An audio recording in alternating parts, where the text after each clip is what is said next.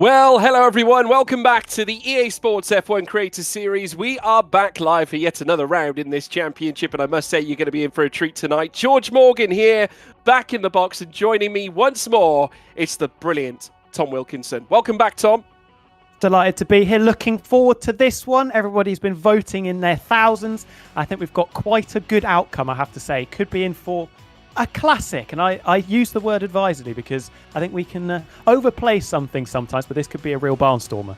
Yeah, I think so too. And just for you guys at home to know, obviously, I think we can dish the dirt right now. We are going to be heading to Spa-Francorchamps. That is our winner in today's track vote. And in terms of the permutations, we can tell you, folks, that Sim Damage will be on ahead of tonight as well when we head to the Ardennes Forest. And in the meantime, to get that reaction, let's head across to Alex as well and bring him in, because, of course, he will be joining us in all the clip action as well. Alex Heron, welcome, welcome, welcome. We're heading to Spa.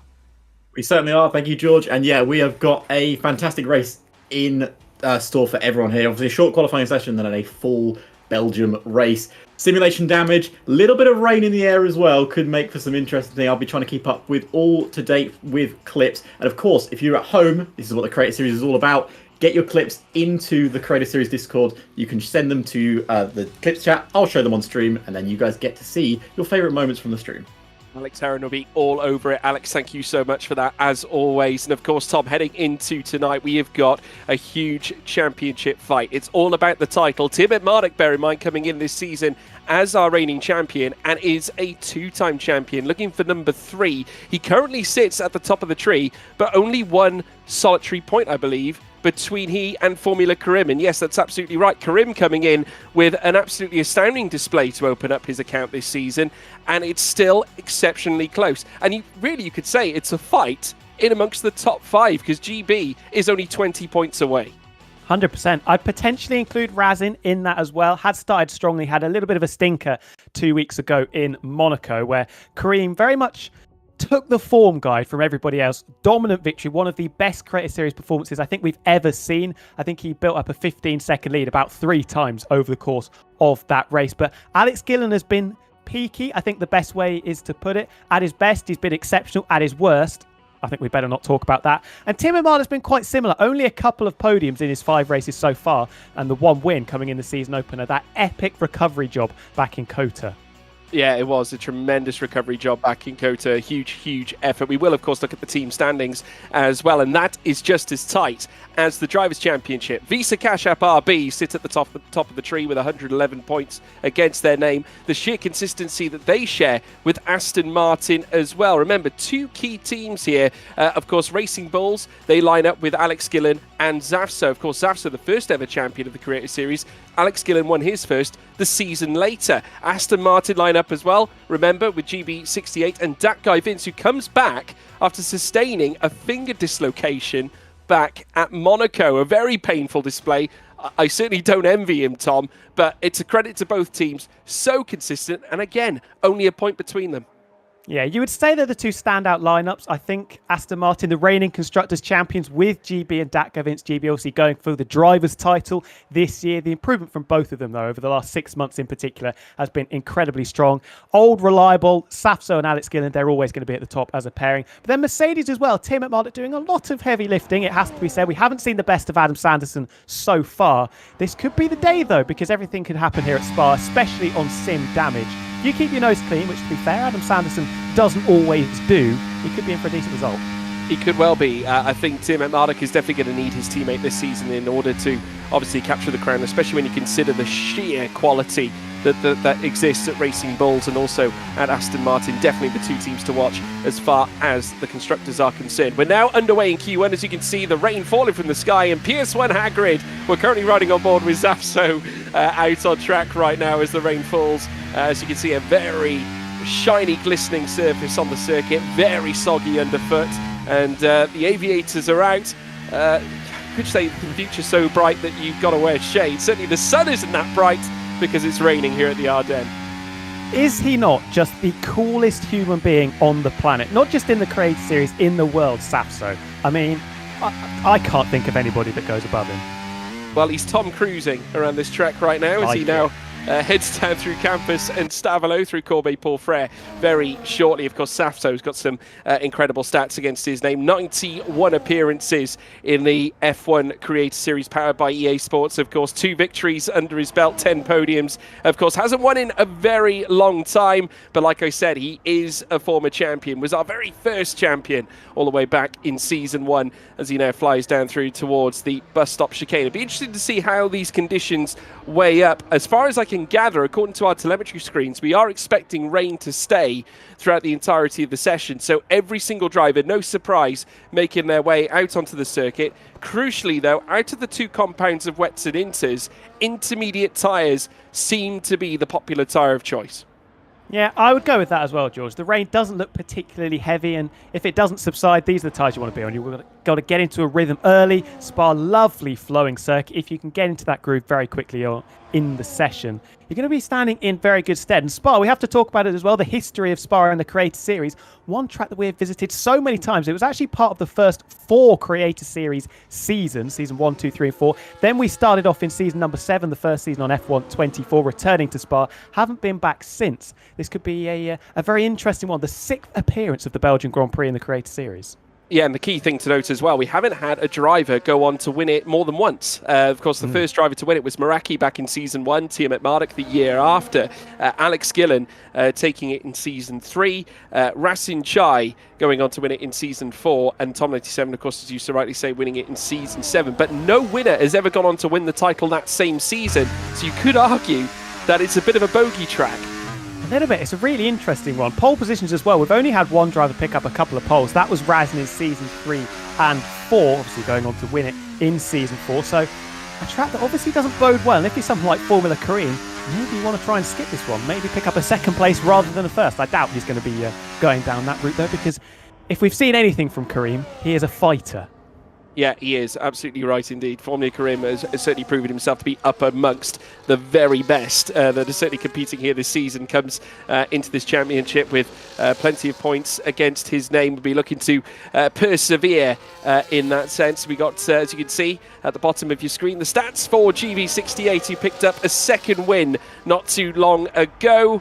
And, of course, coming after his very first one, which was very long sought after. The 2nd one was as well. He'd be looking for a nice 3rd in a pursuit for Aston Martin's Constructors' Crown. But first they have to unseat Racing Bulls. But I would not put it past GB or that guy Vince to do the business here. Now, in terms of the sector times, Alex Gillen purple in that middle sector. First sector purple going to Meraki. But here comes GB68 up towards the line. Let's see where the times fall. A 1:53.718 to kick things off here, Tom.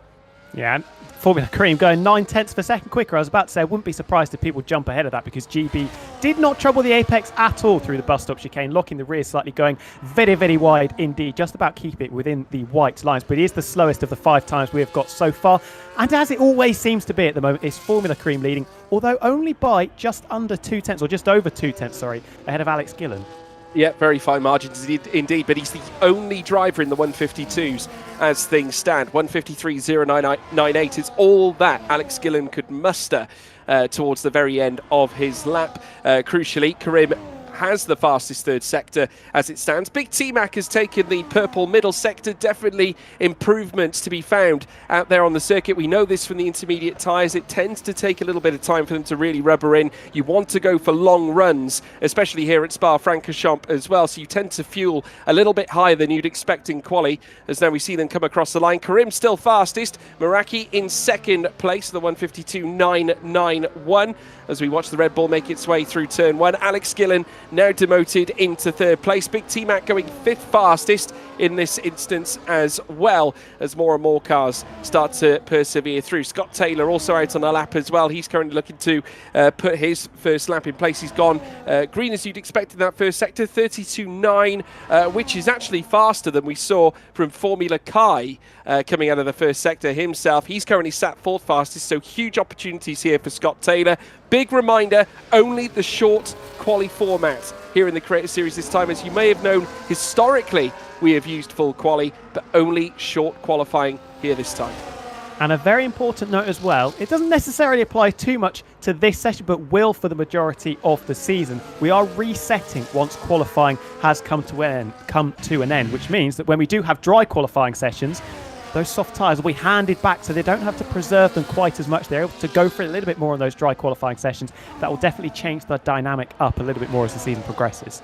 Yeah, and a big update as well, of course, Husky Gaming 2579 in the YouTube chat. Big thank you for your question. He asked, if it's raining, is there still a point for Inter's pole? Yes, there is, because Karim has taken Inter's pole, and now as we cross past the 12-minute mark, he takes the lead of the championship on countback as he now features level on points with Tiamat Marduk at the top of the tree. So well done, Karim, new championship leader, and we haven't even raced yet.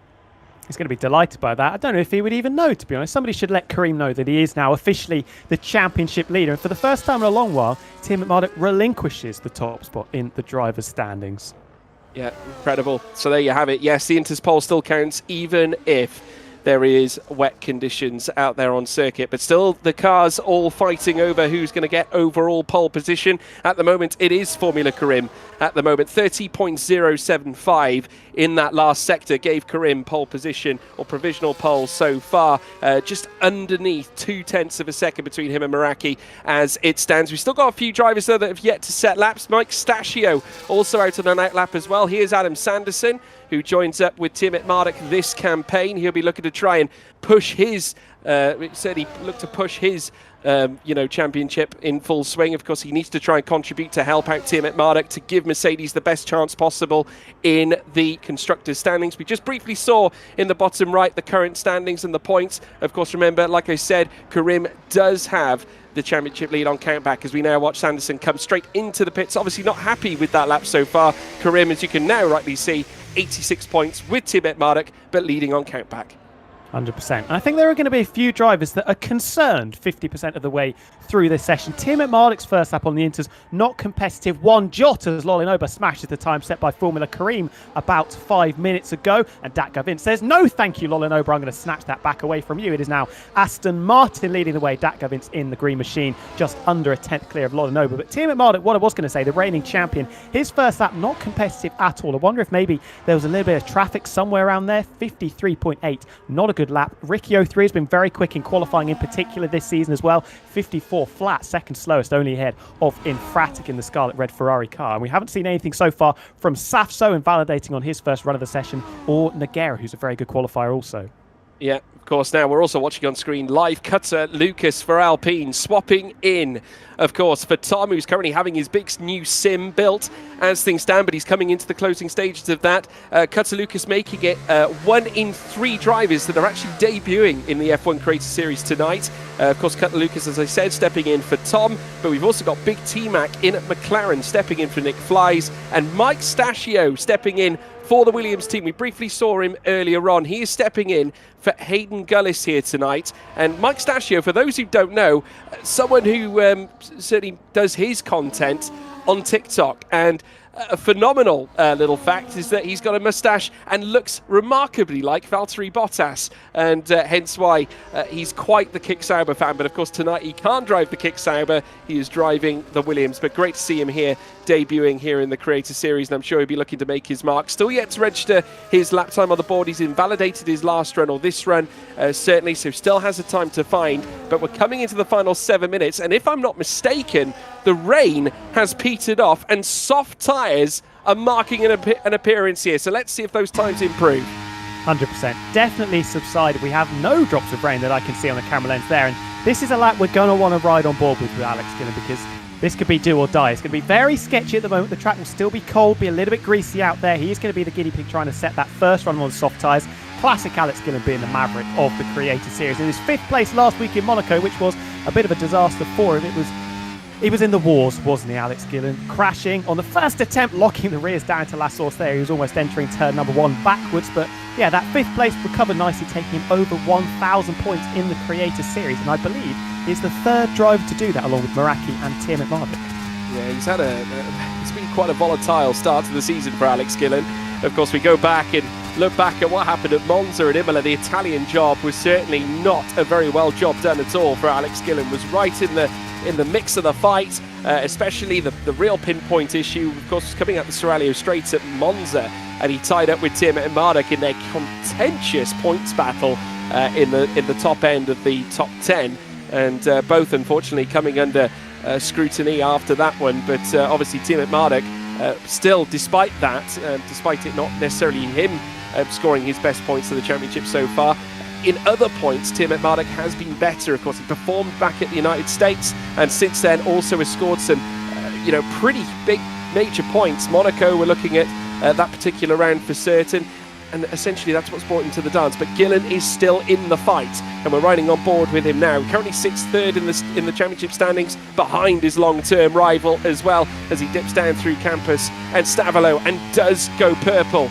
or at least a little bit in that middle sector, so he's finding a little bit more. 47.920. Noiguera has taken the purple middle sector away from him, so a big third sector here for Gillen could be huge, especially now that we're into drying conditions. Inters are a thing of the past as we now watch the Racing Bull make its way down towards the bus stop chicane. We've got a flurry of cars making their way through. Gillen comes into the pits, not happy with that last lap. He'll come back in and reassess, but we've got Noiguera up towards the line. He goes fastest though on intermediate tyres. The track is starting to change, and Zafso has just gone purple in the middle sector as well.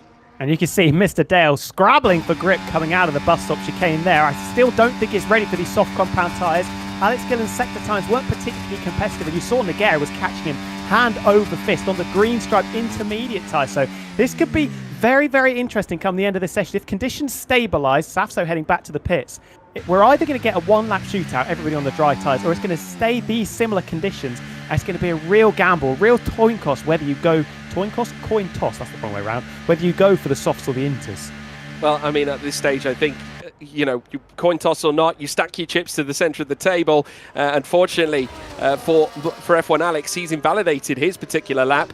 They've surely got to leave it all on the line now in these dying moments, because, of course, it's a long lap here around Spa. We know how long it is. One of the longest tracks on the Formula One calendar, stands at a staggering 7.004 kilometres. That's 4.352 miles. First held Grand Prix racing back in 1925. And we also welcome back, after a long period of time on the bench, Mr. Dale. After taking a break due to some personal health issues, we welcome him back after his long break, and it's so good to have him back as well, and he's a famed Red Bull colouring as well. Big fan of that organisation is Mr. Dale, and is now back with a bang, hoping he can put himself into the fray of some more point scoring performances. Yet to get his first podium, but has scored a couple of top 10s along the way, so you never know, we could be seeing him dance at the very top. Noiguera still on a 148. He is currently in a world of his own right now. Currently sits of the realm around about 2.2 seconds clear of Riccio 3 in second. We're riding on board though with Scott Taylor, who now kickstarts his lap on soft tyres. Heading up towards the beautiful Eau Rouge and Rayon section. Will it be a little bit sketchy taking the curve? So obviously he's got the confidence in the tyres and the traction. With it coming towards, we've just got under 3 minutes to go. Does anybody remember back to season 3, the first race of F1 23 around the Belgian Grand Prix? Scott Taylor 1.8 seconds up through the first sector. We saw a real battle right at the end of the session. A lot of drivers came out very, very late and really hindered each other. In particular, I remember Tiamat Marduk and El Rey Guri were basically racing on their one and only flying lap of the session. I would not be surprised if we see something vaguely similar here, as everybody tries to leave it as late as possible to get the best track conditions. Yeah, they are. They're leaving it as late as they can, but as you can see, the timer is now ticking down. We're coming in very nearly to the final 2 minutes. Riding on board with Scott Taylor still coming through Pouon, looking at the times as things stand. Improvements on hand here for various drivers down the grid. Adam Sanderson, who's looking to put out his first lap. He's on an out lap as it stands. We've got Mike Stachio also out there, but is still working hard to try and improve. He's only managed to register a 33.6 though in that first sector, but Scott Taylor registering back-to-back purple sectors so far. A 31.115 in the first sector is very quick. It's a lot quicker than Noiguera, who sits at the top of the tree, in a 43.852 in the middle sector to follow up as well. And that is a blistering 4 seconds faster than Noiguera at the top of the shop. So this should, by no doubt, go fastest here in this session, and he does. An incredible lap there from Scott Taylor. Just goes to show the conditions are improving, and Tiamat Marduk going slow on this particular lap. We've still got a little bit of time left. I think he's leaving it right to the last moment. 100%. Scott Taylor's fastest at the moment, but I think he's in a little bit of trouble. He's gone very, very early there. If he's put all his eggs in one basket, I wouldn't be surprised if Scott ends up comfortably outside of the top 10, maybe even in the bottom 5 come the end of this qualifying session. Razin Chai starting his one and only lap on the soft tyres in this qualifying session. Bit of a lock-up down into La Source, but rotating that Alpine car pretty decently and heading up towards Eau Rouge and Radion now. Are we going to see anybody missing the flag? Nogueira is the last driver that came out of the pit. Could be under a little bit of pressure to get round. Yeah, I think he could be, though I would say he's got a very good chance. 40 seconds left of the realm here at this point. Let us know in the live chat as to who you think's going to go fastest of anybody and who you're supporting here tonight in the F1 Creator Series, brought to you and powered by EA Sports F1. Rob Boy Razin Chai coming down through towards Brussels corner as he now looks to try and retain himself tight to the inside. Could not quite find the way without losing that rear end slightly. Just got up onto the curve just a little bit. Tim Marduk saying, here we go. This is our lap. Let's see if it truly is. Looking at the Delta right now, it is still Scott Taylor untouched. Up at the top, there's not a single car in the pits right now. So many out on track, looking to usher in a last gasp blast here at the end of qualifying. Of course, remember, a short session. There are no eliminations. It comes down to how good you are here in one short qualifying. Razin Chai looking to whip the tail out. Purple in that second sector. That's a 43.239 and faster than Scott Taylor by around 3/10 as Big T-Mac comes down into the bus stop. Let's see where he sits. Razin in full pursuit of him as well. Let's see where T-Mac goes. Will he jump up to the top? Yes, he will. Big T-Mac, a 142.525. Here comes Razin Chai. He goes fastest with a 142.167. The Alpine sits top. Tim Marduk, I believe, is invalidated, so the reigning champion, I think, is going to be right at the back of this field. He's surely going to start last unless F1 Alex and Adam Sanderson fail to get a lap on the board. Here is that twin Mercedes car. That guy Vince jumps up onto the front row, cutting the beam to go second fastest, still under 0.3 of a second off the back. Adam Sanderson to the top of the timing charts by 200ths. That's unbelievable. Adam Sanderson, where Tim Marduk went falling, Adam Sanderson came a-calling. A 142.149 and cleared by nearly 200 up at the top. But Formula Kai breaks his heart and lands a 142.095 as well. Here comes Lolin Ober, fourth fastest. Still more movements for the back. We've got Alex Gillen, former champion, goes fastest here at Spa-Francorchamps. We have Meraki, GB68 makes it a P1 for Aston Martin as well. And he's had great success in qualifying in the past. Is that all she wrote? Yes, it is. And it's Nogueira who has stolen it right to the death. It looked like he'd lost it earlier on, but he stuck on the soft tyres and beat GB to the punch. What a session. Nogueira is your fastest man here at Spa, and he is nearly, well, he's two and a 3/4 tenths clear of GB68 down in second place. Meraki in third. Alex Gillen fourth. Formula Kai in fifth. Adam Sanderson, he'll still be delighted with that session. Razin Chai in seventh place. We then have Lolin Ober down in eighth. That guy Vince in ninth. And Infratic rounds out the top 10. Take us away for the rest, Tom. Well, I think we should start at the bottom. F1 Alex failed to get the lap in, but the bottom two of the times we saw are the two championship leaders, tied on points at the top. They're tied at the bottom at the moment. Didn't get their lap in on the softs. It's Formula Cream from 18th and Tim Marduk from 19th. Truly astounding. What a way to finish. What a way to close out a qualifying session. And it was certainly a march there from Nogueira to pinch that. Now, we've spoken about his one-lap pace in the past, Tom. He has got that raw ability, hasn't he, over one lap? Generally, what really causes problems for Nogueira is over the long race distances. Now, whilst qualifying may have worked for him at Spa here this time, could he be undone effectively by the long race distance? It's a difficult one to say. He's helped by the fact that two of the fastest drivers are starting 18th and 19th. We should get that across. He's shown in the past, like you said, George, that maybe it's consistency, maybe it's concentration, I don't know, because I think he's got 5 pole positions now in the Creator Series, but he's never won a Grand Prix, so that's something that he hasn't really improved on in the time that we've seen Nogueira, and I think he's been part of the Creator Series for nearly 18 months now, so whether that's something that's inbuilt in him, he can't concentrate for the whole race, maybe strategy as well, he's a little bit weaker than other people. It's his best opportunity for a long time, but I think Alex Gillen's looking very strong. GB's looking incredibly strong as well. He's been so consistent recently. It's going to be a tall order for Nogueira. I think so. But we will bring in now Alex Heron, who I think might have something for us heading out of the qualifying session. Alex, over to you. What have you got for us? Well, thank you, George. That was quite the qualifying session. Indeed, the two championship contenders down at the bottom of qualifying. And I'll show you one of them in a little bit. But I thought we'd show, first of all, one of our new drivers, Big T-Mac. He's actually watching the man in Fratic in front. As you can see, in Fratic, struggling a lot at the start of that wet, dry qualifying session because he goes off quite far there. But luckily, Big T-Mac didn't get involved in the incident. But this is the one. This is the important one, ladies and gentlemen. Tia McMurdoch, the man who's currently second in the championship, does this going through a Rouge, of all places to invalidate. And you can see by that look on his face that he is stunned by that lap invalidate. But you can clearly see he's 4 wheels off the circuit and he's only got himself to blame. He left it right till the end. And it's always that risk, because on a track like Spa, where you can just slightly invalidate, it can cost you everything. Yeah, thank you very much, Alex. I must say the reaction says it all, doesn't it, from Tiamat Marduk? Truly a horror show. Brilliant stuff. Thank you so much for that, Alex, as always. And that is something that's certainly going to go against him when we head into the race later on. He'll be hoping for not too many of those, because there are places where you can get undone, certainly at Spa, given the very nature of the runoff at a track like this, and at that very point of the circuit as well. Let's take you through the driver's standings. Formula Karim, as you might remember from what we said earlier on in qualifying, taking the Interspole, which is so significant because he takes the lead of the championship, Tom. It does. Maybe he focused on the intermediates a little bit too much, though, considering he messed up his final lap in qualifying. Didn't quite see what happened. Maybe he invalidated, similar to what Tim at Bartlett did, a bit of a lazy invalidation going up through Rouge and Radion, just thinking he had maybe a little bit less grip than he actually did, turning in slightly too early and just jumping over those curbs.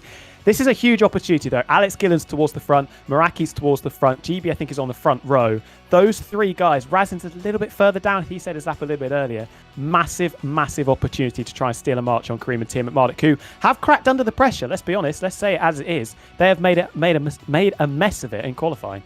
Yeah, they certainly have, and it means that they're going to have to fight back now at Spa. But the one good thing about Spa, though, Tom, is that you do have that ability to make strategy work for you.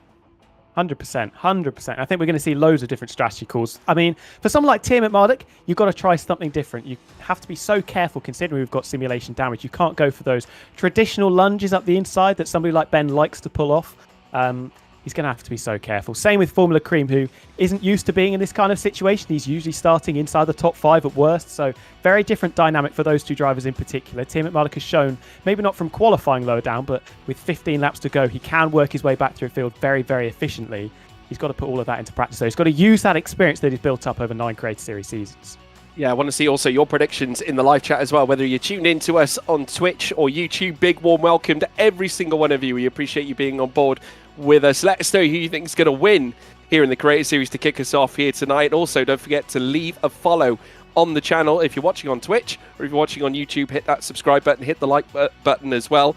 At F1 Creator Series on social media, Twitter, Instagram, and of course everywhere else. Always the same at the end of the day. Who do you think is going to take it, Tom? Oh, tough one, tough one. I'm fancying Alex Gillen. If you remember, in the last sort of week or couple of weeks, he did that event where he did about 75 laps around Spa in time trial. So he's going to be dialed into this circuit. He's got it in his recent muscle memory. I think this is a big opportunity. And Alex Gillen, if there's one time that Alex Gillen goes, right, now's my time to really get myself up for this, it's when Tim McMurdoch has had a stinker. Yeah, I think he generally responds well, doesn't he, when those two, maybe when Tim McMurdoch comes off the worst in a situation. It tends to be the tail between those two that decides the fate of a race. With Tim McMurdoch's current run, though, with the fact that he's now down in the championship, not down by much, they are level on points, but has he got enough in the tank to make something happen here at Spa? It's so difficult to predict because we don't know what's going to happen with the simulation damage. We don't know how unpredictable certain drivers are going to be in battle. We've got 3 drivers that we haven't seen in the F1 Creator Series before as well. He's on the new wheel also. I don't think he's had a race where he's had to fight his way back through the field on this new equipment, so that's another extra dynamic that we have to consider. Will he be comfortable under braking, for example, on those new pedals? Will he be able to catch the slides, for example? It's going to be really, really difficult for him. But if there's anybody I have faith in doing it, and I said it earlier, it is Tim McMurdoch to fight his way back through. He's a fighter. He is a fighter. He could yet be the first person as well to take a second win in Spa. Well, certainly at Spa, we have had, like I said before, 5 former winners around this track, but no one has won it more than once. So maybe he doesn't want to win it because it would mean that if prior form actually does mean anything, that he won't win the title, yet again. So we shall see. But still, we got to give praise, haven't we not, to Adam Sanderson? What a qualifying. 100%. Carrying the Mercedes team on his back there with that 6th position there. I think that is his best qualifying, certainly his best performance in Spa. Doesn't have a particularly good record around this track in the 2 appearances that he has made. If you remember back to season 2, I think it was his first ever race in the Creator Series. He went bowling down into La Source, took a couple of drivers with him. El Takaman, one of them, Hayden Gullis, I think, was caught up as well. If you're looking for a driver that has history of creating a bit of a car park in turn number 1, Adam Sanderson, Devon Butler at heart, is your guy. Yeah, he certainly is, and actually doesn't harbour any single podium finishes or race wins for that matter. So today could be a great chance if things go his way. And we know, of course, with sim damage, anything can truly happen. Other drivers, obviously, to look out for. We've seen great, starts to their journeys with Formula Karim. Formula Kai might be another one to look at as well. Yeah, there have been a few question marks about his racecraft and also how he manages races. If you remember back a couple of weeks ago, he qualified on pole for the Monaco Grand Prix, but locked the rears on the first lap down to the Nouvelle chicane, slammed into the barrier on the inside. That was his front wing gone. And then for the rest of the race, it was basically damage limitation. Got himself caught up in a couple of other incidents, notably one with Razin Chai towards the end of the race, battling over, I think it was P6 or 7. So if he can keep his nose clean, he's going to be in a really good position to get some decent points. But it's a big if. Yeah, it is a big if, but you never know. I mean, if there's someone who's going to be able to do it with his expertise and brilliance and flamboyance behind the wheel, he's got a great chance. Ricky 03 arguably been a little bit unlucky in the past as well. I mean, I thought he was actually quite good at the Italian job, to be honest, Tom. Yeah, qualifying pace, another driver that seems to be very comfortable over one lap, but then the lack of experience maybe in the Creator Series, it's hard to keep your concentration. We've got safety cars coming at you left, right and centre, virtual safety cars as well. People flying down your inside trying to make overtakes for the good of the content. He was unlucky in Kota. I think that's the big one he would have regretted. He was P4, I think, 50% into that race and then spun under a late race safety car. Never managed to get it back. So luck definitely hasn't been on his side, but he's also messed it up a couple of times. Yeah, a few issues have crept in from time to time. Razin Chai, of course, another driver we can watch out for, has got prior form. Statistically, also one of the strongest drivers in Creator Series as a whole. I mean, just look at some of these numbers. 79 appearances, 8 wins, 17 podiums, and 15 pole positions. Probably one of the fastest drivers in a qualifying scenario. Not necessarily this time, though. Did not get pole, but in terms of what he can do over the course of a race, very versatile, Tom. 100%. And Razin is one of the most motivated drivers that I think I've ever seen in the Creator Series. Loves to go for it, loves to be very intelligent, treats it almost like a game of chess, trying to balance out his options throughout the course of a race distance. Got a very good record here at Spa as well, couple of pole positions, one of the 5 different winners that we've had so far as well. One of only 3 drivers also to pick up multiple podiums here at Spa. The other ones being Meraki, who of course is also racing, and Tom Biener. Yeah, Tom Biener, who we're still waiting to hear back from. Obviously, we've been watching his development of his rig constantly. I've seen his update videos and it does look amazing. I mean, the amount of work he has put into that, and I can't wait to see what that does to him in the Creator Series as well going forward. It's going to be fascinating to watch. But yes, we will take a look though very quickly at some of the standings as well. First and foremost, the team standings. Visa Cash App RB still sitting at the top of the tree, 111 points against their name. Aston Martin in second on 110. Mercedes sit in third on 109. McLaren in fourth on 105. Red Bull in fifth on 80. We have Alpine in sixth on 76. Ferrari in seventh with 56 against their name. Haas in eighth on 50. Williams in ninth on 48. And Sauber just holding up the rest of the order on 19 points, sat in 10th place. Again, we've got to look at the top 2. Obviously, RB, Aston Martin, 2 incredible lineups. Mercedes knocking at that door. Sanderson keeping them in it, Tom. 100%. And McLaren, of course, taking another step closer towards them as well with that intermediate pole for Formula Cream. So the top 4 in the constructors separated by 6 points. I don't think it's ever been that close, excluding after round 1. Well, it is now race time, and first and foremost, let's take you through the starting grid ahead of this Belgian Grand Prix as we now go racing at Spa-Francorchamps. F1 Alex, we welcome him back, starting from 20th on the grid. Tim at Marduk, what on earth happened? The invalidation heading up through Eau Rouge and Raidillon certainly did not help him out. Starts 19th. Following that, 18th another place. one of the big ones. Yeah, Formula Cream, take us away, Tom. Yeah, Formula Cream starting from 18th place there. Another driver that made a big mistake on his main qualifying lap. And then Mike Stasio, one of the newbies coming in for their F1 Creator Series debut from 17th. In 16th place, we welcome Scott Taylor, who looked to hold the well, all the cards at the top of the tree briefly in qualifying until everyone came across the line, but has a great chance here. Cutter Lucas, another debutant, enters the Creator Series for Alpine, replacing Tom. He starts 15th. Mr. Dale, one of the favourites, fan favourites that is, has got some decent history here at the Spa-Francorchamps circuit. Previously qualified 4th back in season number 2, is 14th, put a 1 in front of that, and then Safso starting unlucky P13, didn't get his lap in right at the end. It was unfortunate for PS1 Hagrid. Ricciardo 3 starts ahead of him in 12th for Williams, and then in 11th place, Big T-Mac, yet another debutant entering the field. He is coming in to replace Nick Flies just outside the top 10. Sneaking inside that top 10, Infratic hasn't had the rub of the green so far this season. One of his better performances in qualifying, I think it's fair to say. Dak Gavin, solid as ever, consistent as ever, starting from 9th. Then in 8th place, Lolinoba sets up for Haas, a really proven contender as well, has definitely got the ability. He lines up, though, alongside Ratsin Chai, a former champion back in Season 5 for Alpine, in 7th place. Adam Sanderson carrying the Mercedes team on his back, starting from 6th position, 13 ahead of his more experienced teammate Tim McMahon. Formula Kai, taking pole a couple of weeks ago, continues his fantastic qualifying form from 5th on the grid. We move into the second row. Alex Gillen starts 4th for Visa Cash App RB. It looked like he was going to take pole briefly at one point as well, but Baraki came in too and starts higher than him. He starts 3rd. 2 wins in the Creator Series for GB, and he's starting from position number 2, looking to make it 3. But Nogueira, starting from pole from the 5th time, he's trying to pick up his first ever victory in the F1 Creator Series.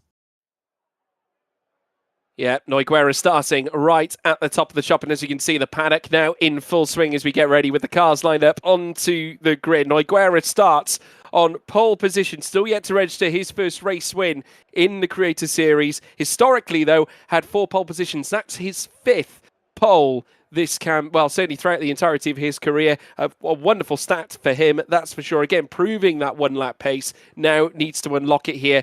Again, Tom, are you sitting on the fence? Who do you think's taking this one? Nogueira, does he have it in him? I'm going to back Alex Gillen, and that's a risky thing to do in the Season 9 of the Creator Series. We've seen that he can blow hot and cold, been a little bit peaky. Let's be honest. Rookies play Warzone there. GB's hairline is further back than Tim at Mod starting position. That is a little bit cruel considering he got that transplant recently. Oh, incredible. Oh, I tell you what, folks, the knives are being shown out here from the commentary boxes now. We have the formation lap getting underway. As you can now see, the cars leaving their grid slots. Let us know in the live chat, like I keep saying. Let us know who's going to win this one. Also, pick out your clips so that you guys can get involved and obviously, just lay down some of the hot points that we're seeing as well out on track. Nogueira leading the line, though, off the grid and heading out of La Source and then up through Rouge and Radion. So important, so vital, these formation laps, especially in the early goings of the race. Your race can be undone on the first lap if you don't get those tyres just right. 100%. The brakes also, though, that heavy braking zone down into La Source is not a very long run from the starting blocks to the braking zone of La Source, but somebody always gets it wrong, a la Roman Grosjean back in 2012, going 10-pin bowling down into turn number 1. Interesting split of the tyres, though, the majority on the softs, 4 of them on the mediums, one of them being the pole sitter Nogueira, the other the reigning champion from 19. Yeah, we're just now riding on board here with Cutter Lucas, who now makes his way up the hill. We do, of course, have on this formation lap phase a string of drivers in that top 10, all looking to bat for success, and already a disqualification for GB and for Tim Marduk as well. So that's not ideal at all. Means that they will have a slight disadvantage in terms of how the tyres will behave at the start of this race. Possible strategies you can see at the bottom as well. A one-stop on offer if you want to go softs to mediums. I can't imagine you'll find many that want to do that. You might see some go the other way. We already know that there's a few starting on the medium tyres at the very least. And a little tidbit for you, that guy Vince sustaining the first ever injury in a Creator Series event. Of course, when we look back at Monaco last time out, unfortunately, due to a game issue, dislocating his finger, which pretty much put him out of action. It looked extraordinarily painful as Alex Gillen also gets disqualified at the very start. What on earth is going on here?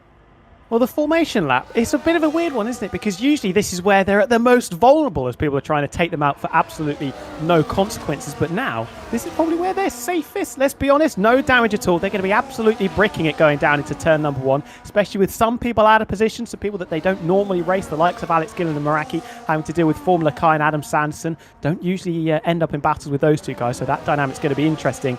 There's going to be definitely some sweaty palms on those wheels and those controllers heading down into turn number 1.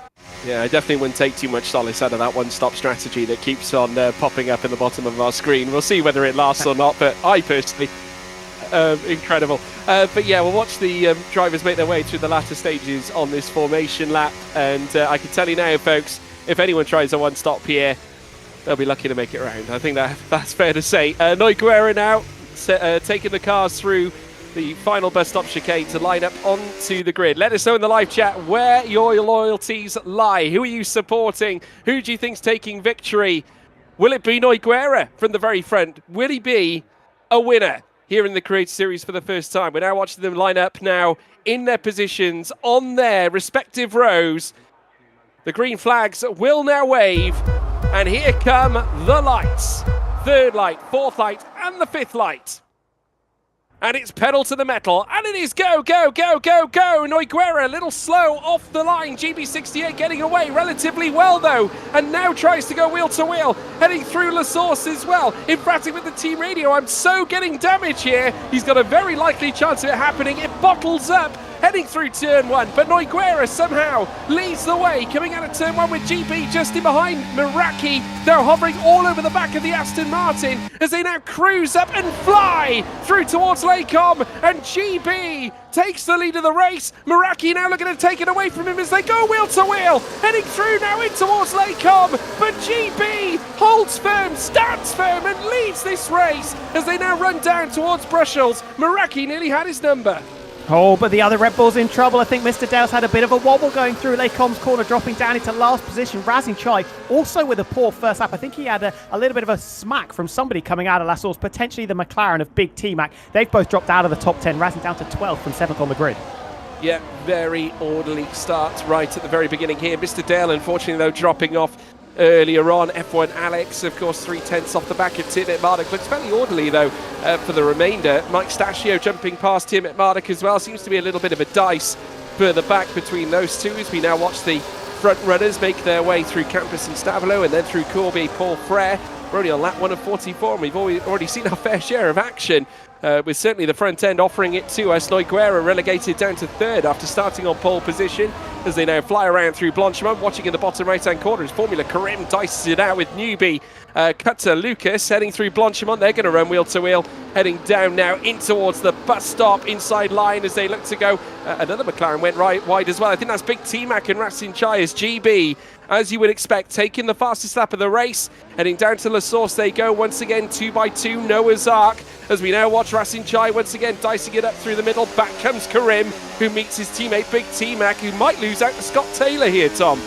Yeah, absolutely tumbling through the field here, Big T-Mac. Maybe he's the first driver that's got a little bit of damage from somewhere. Potentially that little whack between himself and Razin Chai on the opening lap. Is the lead finally going to change hands for Meraki? He's going to swoop to the left-hand side. GB absolutely defenceless as the DRS lap is open. And it is the Season 4 champion, the venue where he won that Season 4 championship. Meraki taking the lead.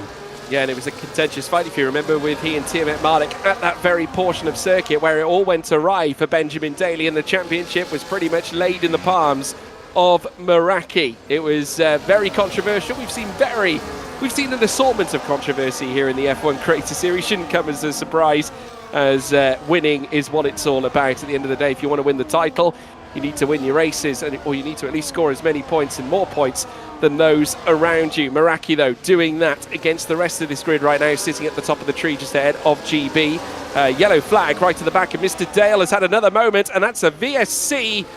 Will that go to a full safety car? I'm not quite sure. Still a VSC at the moment, so they've got to slow down into Delta.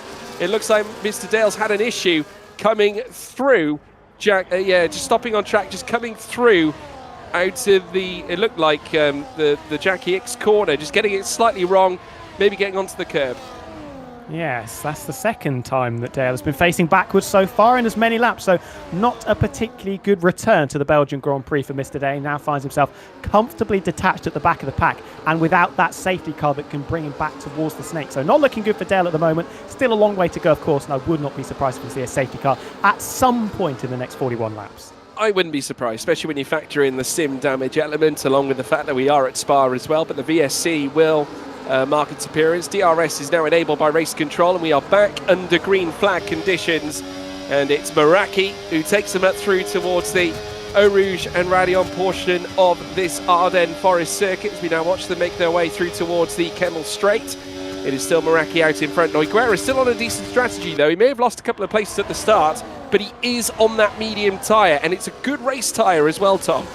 100%. If he can get dragged along by the likes of Meraki and GB, he's going to be sitting very, very pretty. Just got to keep his nose clean. Of course, Adam Sanderson, good start, continuing his excellent form. Started from 6th, now up into 4th ahead of Alex Gillen, who is not going to be liking that one. Jot Formula Cream on the move. Up the inside into Brigel's, trying to get one over on Scott Taylor. Can he force that McLaren alongside? Scott's going to try and hang it around the outside now, but before we even get to what used to be known as No Name Corner, Formula Cream is up into 12th position. He's left Tim at Mark in his wake a little bit. The reigning champion down in 17th, and now out of DRS range of Safso in front. Yeah, lovely move from Karim, and at the same time, while making the move on Scott Taylor, it does enhance his lead advantage over fellow title rival Tiamat Marduk, who still has a lot of work to do down in 17th. We're watching him come through the S-bends now before heading down in towards what looks to be the double right, Campus and Stavolo, and currently sits actually 1.4 away from Zafso, so somewhat disconnected, Tom. And Safso is as well, so this could be bad news for our reigning champion. Going to be left with quite a chunk of work to do, and it's not going to be easy. The DRS very, very powerful. Nogueira trying to get a position back up the inside into the bus stop chicane, very aggressively battling away with GB there. Adam Sanderson potentially sniffing an opportunity as well. We might be 3 wide as the DRS flaps open. It is Nogueira that muscles his way past, setting the fastest lap in the process. All that has been stolen by a plethora of drivers. Adam Sanderson darting to the inside, looking to push GB further down the order. The Mercedes and the Aston Martin continuing side by side, but Sanderson can't quite get that Mercedes ahead. Yeah, whilst Tiamat Marduk has had his struggles, his teammate, though, is certainly putting the work in and is right on the tail of GB. Extraordinary race here so far for Adam Sanderson, and it's been an extraordinary round so far, especially considering the immense job he put in place in qualifying, and now right on the tail here with Alex Gillen now hunting him down. He might lose out this time, though, as they go side by side, heading through Les Combes. He's going to try and hold it together here, Gillen, to try and get this move one and done. Still side by side with the Mercedes, and now the RB takes a dive heading down the inside, heading through towards Brochel's corner, and manages to take that P4 away from Sanderson, with Formula Kai licking his lips with an opportunity of his own in the offing should he manage to weigh up a move past Sanderson. Well, we were wondering at the start of this race whether people would be a little bit more cautious, considering we've got the simulation damage, but some lovely racing that we're seeing early on. That little battle between Alex and Adam, and then the battle we saw previously as well. Nogueira forced his way up the inside of GB into the bus stop chicane very, very aggressively. Another yellow flag. I'm not sure who that is because the track map is covered by GB's beautiful face there. I think it may have been Mr. Dale for the 3rd time, who we are hearing has also got red side pod damage. That is going to be an absolute killer. Yeah, especially around a track like Spa, that is very much a situation you don't want to be in. And again, that is the very nature of sim damage that we do have in this extent. But as we now watch them head down in towards the bus stop chicane, still Meraki out in front. They ran a little deep there, did Noigueira and Meraki, and I would say the GB was slightly better coming through that final chicane. So Meraki will definitely be served up heading up the straight towards Les Combes. Adam Sanderson forced to go defensive with Formula Kai now on his tail as well, and has no qualms about getting moves done, but fresh opportunities now arise here on lap 5 as they now look to head uphill. Seeing a lot of jostling for position, people seemingly having absolutely no cares in the world about the simulation damage, not worried about it one bit. GB going to try and get 2nd place back, potentially pick up a couple of places as we go 3 wide down the Kemmel Straight. Meraki's defence is dropping down into 3rd position, and from the back to the front, it is GB now taking the lead of this race from Nogueira, who stays in the middle, and Meraki dropping to 3rd. Lovely move from GB. Noigueira now up into 2nd, Meraki in 3rd place. So we are as we were not too long ago. Obviously, we saw GB hunting it out at the very top, or certainly at the very start of the race, and now takes that lead back here on lap 5 of 44. We've got side-by-side action between Formula Karim and Racine Chai. Of course, 2 drivers that have plenty of pace in their pocket. And it looks like Karim might have come off the better there. Racine Chai dropping down to 11th both of whom are sharing soft tyres, neither of which are on an alternate strategy. We've only got, remember, 3 drivers, or at least 4 drivers I should say, that are on medium tyres in this field, Tiamat Marduk being one of them, which might actually answer as to where the pace is. Obviously the softs you'd expect are going to be quick at this very early portion of the race, but the element you've got to keep your eye on, especially around Tiamat Marduk and Zafso that are in that bottom 10, is that they are on that medium tyre, so they will go a little bit longer on this opening stint. And I wonder if Tiamat Marduk has just decided to get his skates on a little bit. He's disposed of Zafso and dropped him out of DRS range as well, and is just starting to close on the rear of that snake once again. Was comfortably over 2 seconds about a lap and a half ago, now down to 1.6, hovering around 1.6, 1.5. So Ben, very much not out of this race, just letting these medium tyres come to him, and potentially as well was just trying to be a bit cautious early on, make sure he doesn't pick up any front wing damage, playing the long game, the reigning champ. Yeah, it just needs to be cautious. It can't afford to go for anything late. It needs to try and weigh up every single move that he makes, of course, though. He has sacrificed a lot of pace with the fact that the medium tyres are on his car, as we now see a change for the lead. Noiguera pouncing here on the run-up through towards Lecom. GB down in second now, with Meraki in third as well. Just watching it all unfold with Alex Gillen just following the train, following the trend. Noiguera, I must say, this has been a brilliant start to his race so far. Remember, he's on that medium tyre, and leading the race with that tyre is quite a monumental position to be in. And he's pulling some punchy moves as well. That tells me that he's got confidence, not only in his car, but in those yellow stripe medium tyres as well. So Nogueira looking very, very solid at the moment. Bulletproof, you could say, but he's under a little bit of pressure coming out of Puon, but GB's not going to make a move up the inside there. Razzie Chai struggling for pace. We've seen a couple of drivers making a few mistakes in the opening few laps. We're going to head over to Clipbook Corner, though. Alex, what have you got for us? Well, I've got a few clips to go through. This is the first one, which was Mr. Dale. Now, if you're wondering where he got his damage from, this was the clip indeed. I don't know if that is lagging on my screen or not.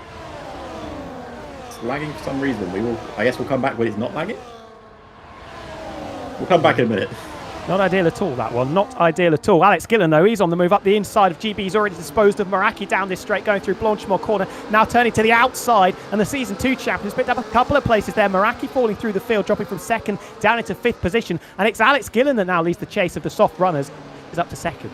Yeah, very nearly giving Noiguera some superb respite as well, because there's 7.5 tenths between them, but that'll very quickly come down with the use of DRS here for Alex Gillen this time, because he's not outside of a second. He will have the activation, and GB will follow him as well. But the big question is, will Gillen have enough of a run here to garner anything on Noiguera and protect him from GB? Here comes Meraki as he now dances past Adam Sanderson, who's still hanging in there and doing a great job for Mercedes with Formula Kai in 6th, with Lolinoba just in behind as well. A very busy start to this race, and I have to say it's looking monumental for Noiguera right now. Alex Gillen still forced to renege and remain in second place. Wasn't able to build up enough speed, or certainly to put himself in a position to challenge heading into and out of that first sector. But it's Noiguera who leads, Gillen second, and we've had some movements as well further back. In terms of actual place gainers, Formula Karim up 8 places. Remember, he started 18th, he's now in 10th. And he could be taking 9th away from Dak Gavin, who was slow coming through Puon. Adam Sanderson, we were talking about how well it was going, but swooping around the outside goes the Kick Sauber of Formula Kai. He moves up into the top 5 for the first time in this race. Yellow flag is F1 Alex in the Kick Sauber, the twin Kick Sauber. And car. For the first time, you are perfectly correct there. Oh, that is a nasty crash as well. The safety car has been deployed. Bits of carbon fibre scattered all over the circuit going through Puon. And that is our first retiree. Well, well, well, there's our first, unfortunately, our first casualty of the session. F1 Alex is out of the race. It does apply Mr. Dale an opportunity to close it to the back of the field, but remember that side pod damage will not go away. That is unfixable, so he will remain with that throughout the entirety of the race. But now cars are starting to come in, and Noiguera, despite being on that medium tyre, he's decided, right, let's make a change. And as far as I can see, Lolinoba, the only car opting to remain out on track.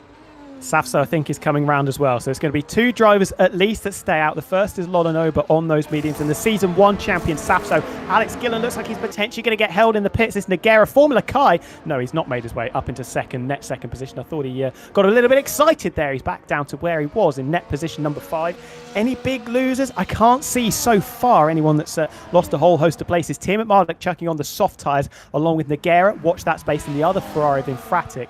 Mike Stachio has also stayed out, the third driver to stay out on his 7-lap-old soft tyres. That's an interesting strat there from Mike Stachio. 7 laps on his softs. Of course, you can kind of understand it with Lolanoba and Safso because they're on that longer tyre. They can go longer on this strategy, and you never know, we might get another safety car heading deeper into this stint. So let's wait and see. But already, all those that started on that soft compound of tyre now chucking those tyres off. We're now moving on to the medium tyre phase of their race, and at the moment, not really a huge amount of changes, as you rightly say, Tom. Nogueira still remains in that top 3 point of asking, and now he's on the fastest rubber of them all. But will that hamper him as we make our way into the midway point of the race? I think you're spot on with that, George. The advantage he did have, he was on the best race tyre. He was on those mediums. He's only got 7 laps out of them. Now, whether he wants to switch back to them later on in the race wouldn't be advisable at all. You don't want to put on a slightly worn set of tyres. You're just going to be always at a disadvantage compared to everybody else. So that's one of the best sets burnt up. He's got another set of mediums that he can use, but does leave him on the back foot a little bit, and he's certainly compromised from a strategic point of view. Well, if I'm not mistaken, I believe we do have Alex Heron ready just across the way. Let's head across to Clipbook Corner. Alex Heron, over to you.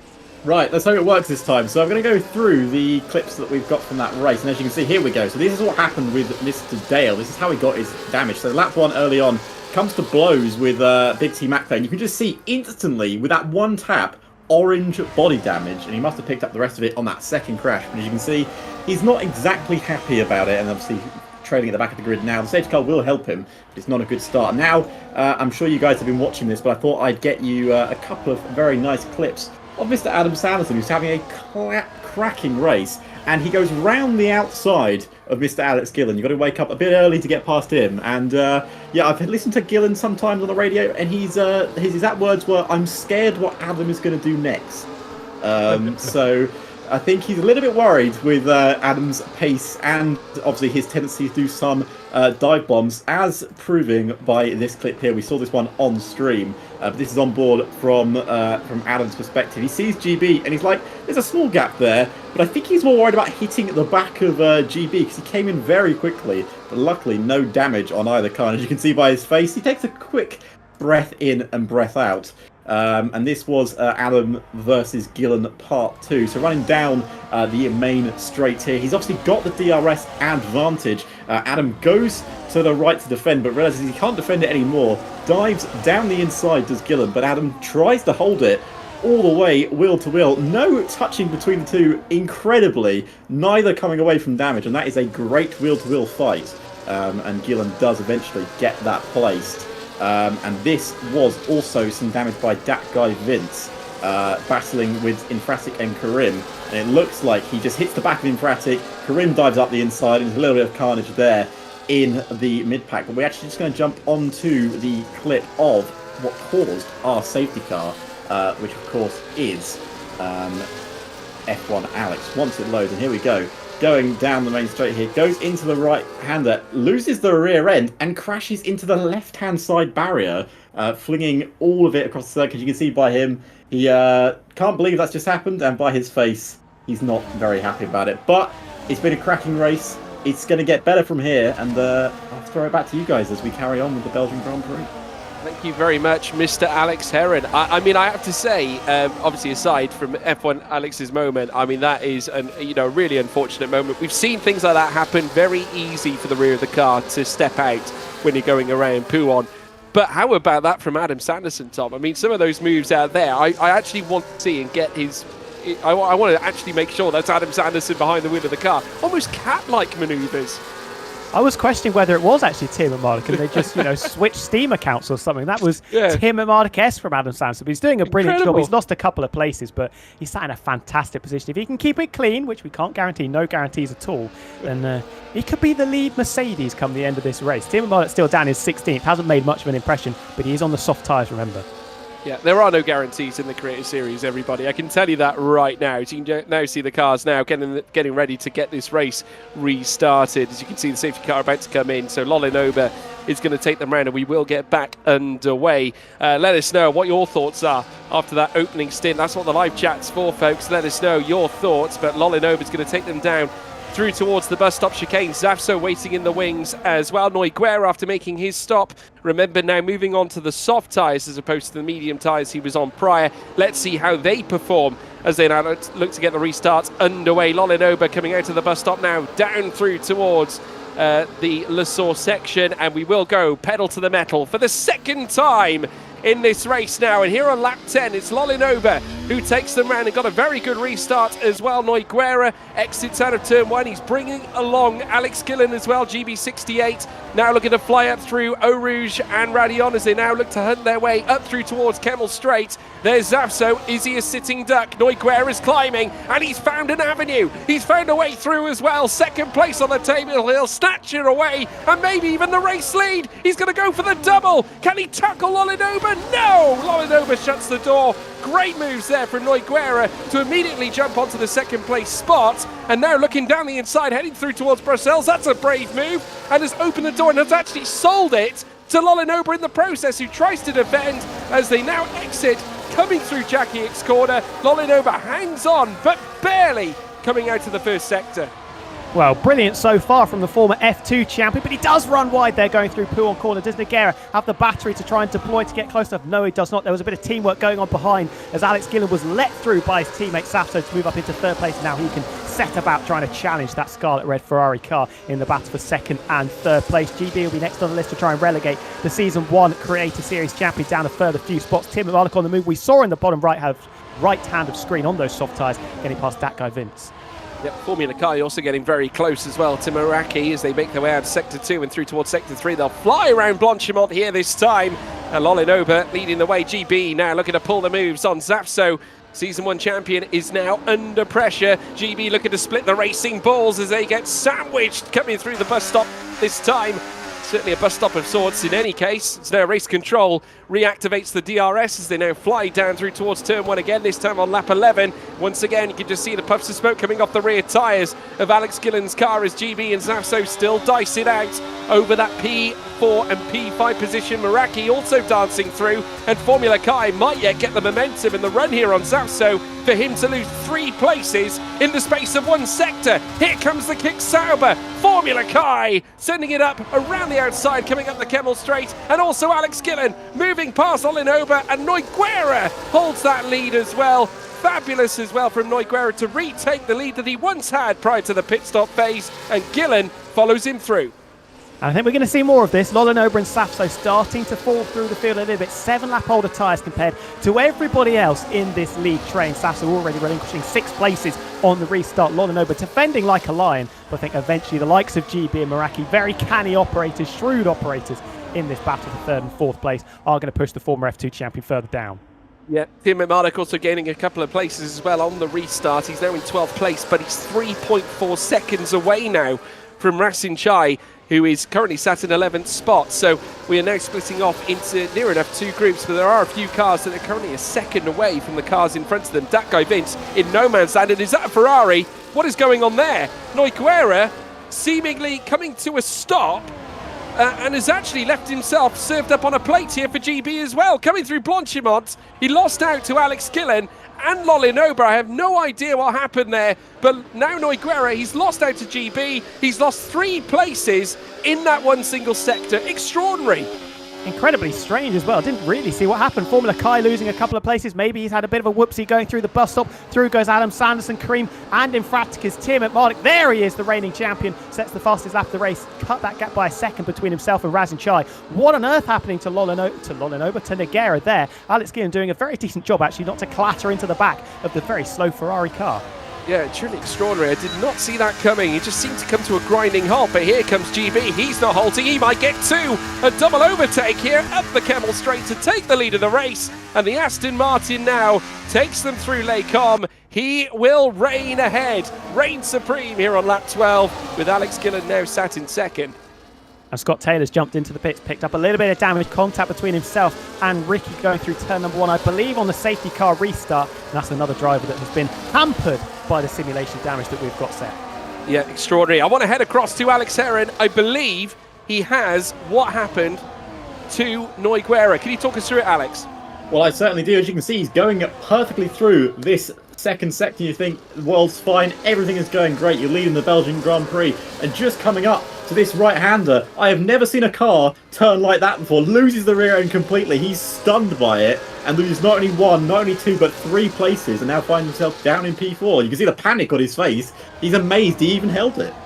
I'm amazed he held it as well, and that explains why we only saw it at the very last moment, because as the camera was panning, of course, you get the camera changes at that point of the circuit. We just saw him just recovering after having that little moment coming through Campus and Stavolo, but he just held it together. Credit to him for doing that, and he's still in this lead fight, so he's not out of the way yet. Rastin Chai also dicing it out with Formula Kai as well, who has also been right in the mix of his very own scrap.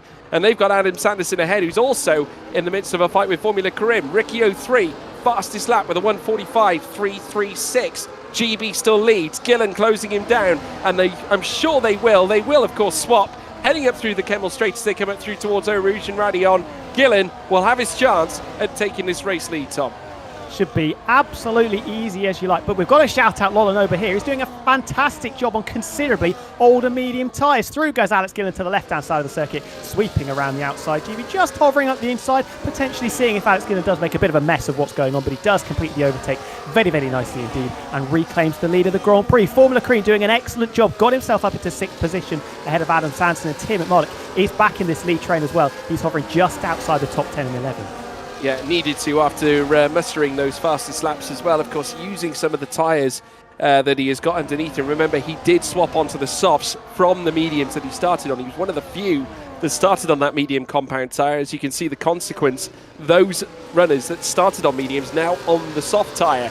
Noigueira, of course, still leading that group as it stands, being one of the 2 that are in the top 10 in Fratic, his teammate being the other one as well. So Ferrari going very much against the grain as a team. Again, if you're a team, you might choose to go on one tyre and your teammate go on the other, and therefore you don't get the double stack issues, but obviously not something that they're going to consider here this time. We're running on board with Noigueira right now as he looks to close down after Meraki. Looks to swap now, heading down towards the bus stop chicane. A very nice late braking manoeuvre, and with ease he'll brush past the Red Bull of Meraki and now hunt after Lolanoba in 3rd place. Textbook move there from Noigueira. Nicely done. Bit of a pocket pinch as well. I don't think Meraki was necessarily expecting Lolanoba. I keep calling Nogueira Lolanoba. Eventually, I will get it right in this race. But Nogueira launching up the inside, clean as you like, catching Meraki a little bit unawares. And that's not good for the Season 4 champ, because he's going to have to deal with Formula Cream, who's looking very, very racy indeed. Couple of drivers jumping into the pits. I wonder if there's been a few bumps and scrapes around there. It is Cutter Lucas, one of our 3 debutants, T-Mac, looking to be involved as well, as GB steals the lead back from Alex Gillen. Yeah, he certainly does. GB now out in front. Gillen relegated down to 2nd. Of course, GB hunting for a 3rd race win in his Creator Series career. Alex Gillen, very much a different story. He's chasing his 21st victory in the Creator Series. Lolanoba, on the other hand, he's in a different realm himself. He's still looking for his 1st win in the Creator Series. And I must say, there's been a few appearances that we've seen from Lolanoba that has generally put him in that lead question. Remember, he was a runner-up back at Monza.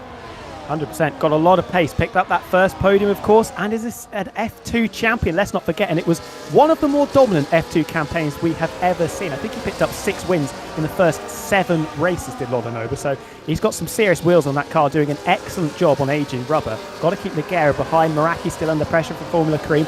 Adam Sanderson and Formula Kai holding station in 7th and 8th. And then you've got Razin Chai just behind them in 9th.